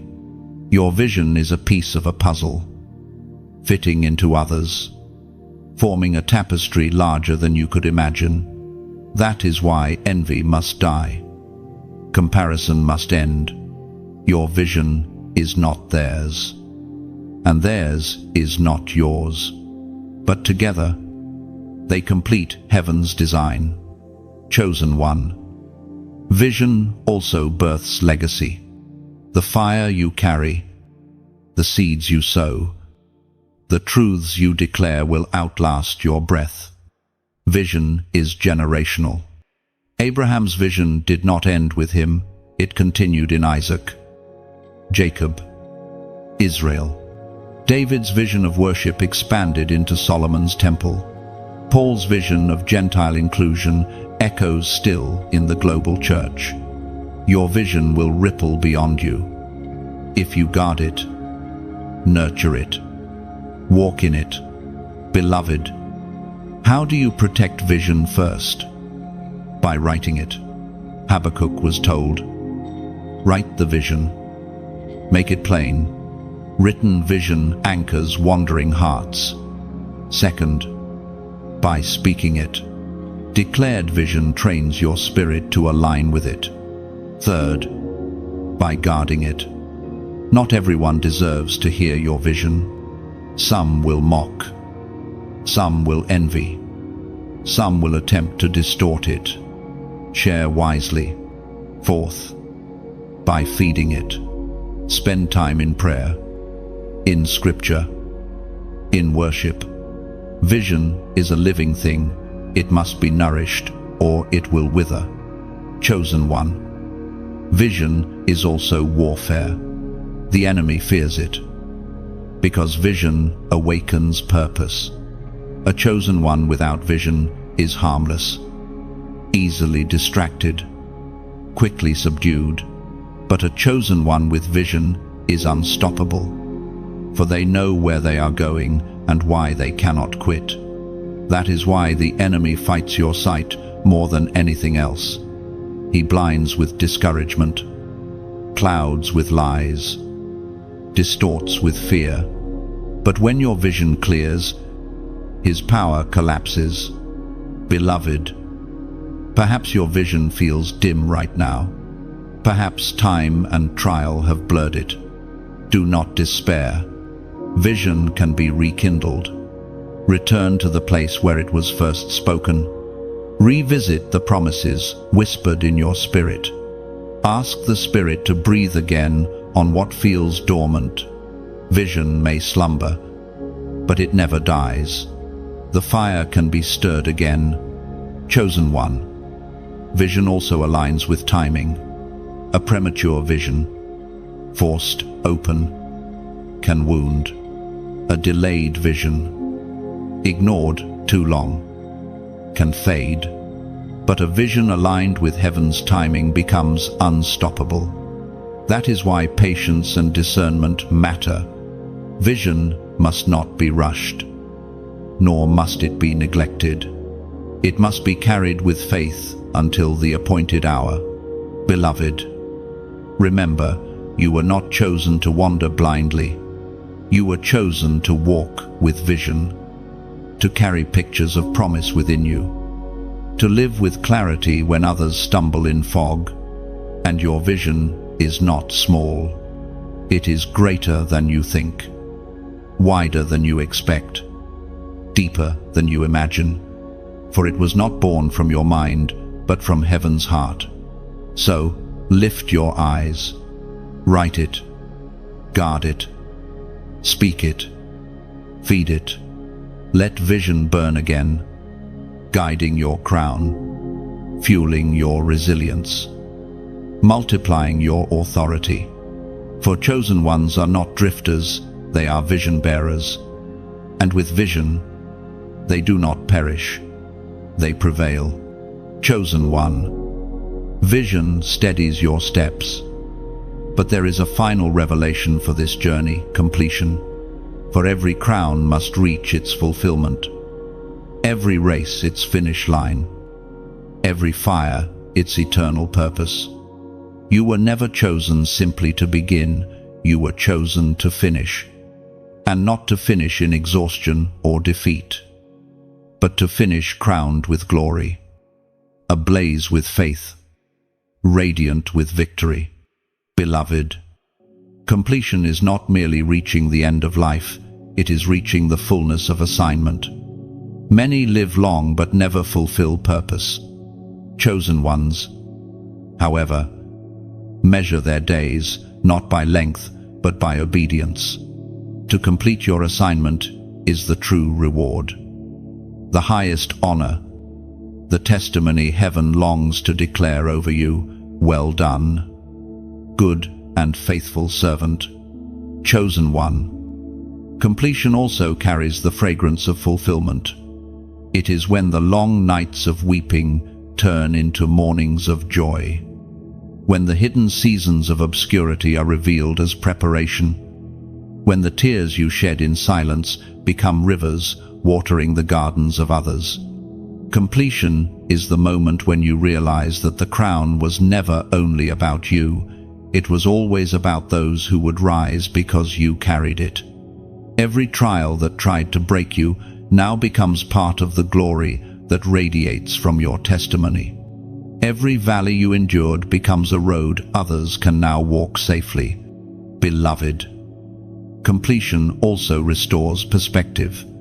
You begin to see that what felt like detours were in fact divine directions. What looked like delay was actually protection. What seemed like loss was, in truth, investment into eternity. You recognize that the voice that called you at the beginning is the same voice welcoming you at the end. Unchanged, unwavering, unfailing. And as you stand in the fullness of completion, you understand destiny was never a race to outrun others, but a journey of faithfulness to the one who crowned you. In completion, peace reigns, purpose is sealed, and eternity smiles upon you. The Apostle Paul proclaimed in the book of Philippians, chapter 1, verse 6, being confident of this, that he who began a good work in you will carry it on to completion until the day of Christ Jesus. Completion is not your burden alone, it is heaven's guarantee. The one who crowned you, who called you, who sustained you, will also finish what he began. Chosen one. Completion is about wholeness. It is when every tear finds meaning, every scar finds purpose, every trial finds redemption. It is when the broken pieces of your story form a mosaic too beautiful to have been planned by human hands. Completion is when you see clearly what you could only trust blindly. Beloved, completion is also peace.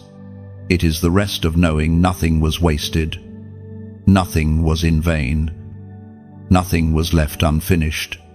It is the assurance that your obedience bore fruit. Your fire lit torches. Your crown left legacy. Completion silences regret and replaces it with eternal joy.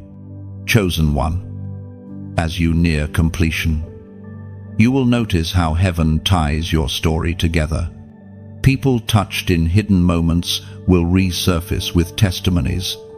Seeds sown long ago will bloom. Prayers whispered in obscurity will echo in generations you may never meet. Completion reveals the tapestry that waiting, patience, resilience, and vision have been weaving all along. Beloved, completion also reminds you that this world is not the end. Your crown, your influence, your legacy are not limited to earth, they echo into eternity. You are not only chosen for this age, but for the age to come. Your completion is not fading into silence, it is entering into glory, into the presence of the King, whose voice thundered your name before time began. So, walk with confidence, live with assurance, carry your fire faithfully, for the one who began this journey with you will surely complete it.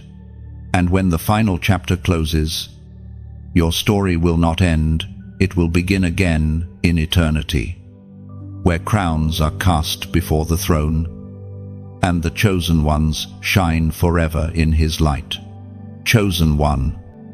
The journey of these 30 sections has been a holy unfolding, from the moment heaven whispered your name, through the fire of trials, the silence of waiting, the courage of obedience, the weight of authority, and the clarity of vision. You have walked with crown and fire, and now you stand at the place of completion, not as one defeated, but as one transformed. You have discovered that nothing was random. Every tear, every scar, every delay, every battle was a thread in the tapestry of destiny. You have seen how patience refines, how resilience sustains, how authority commands, how vision directs, and how legacy outlasts. Each chapter of your life has been heaven's preparation, and each word in this journey has been heaven's reminder. You are chosen, chosen not merely to survive, but to shine, not merely to carry a crown, but to release fire, not merely to live for yourself, but to awaken millions. You are part of a divine plan, sealed in eternity, echoing beyond your years. So step forward now with confidence. The crown on your head is secure. The fire in your spirit will not be quenched. The authority in your voice will not be silenced. And the legacy you leave will not fade. Beloved, let these final words anchor you. You are unshakable. You are unstoppable. You are chosen. And your story is not ending. It is only beginning. Walk in the light. Burn with the fire. Carry the crown, for heaven has written it. and earth will witness it. You are one of God's chosen ones.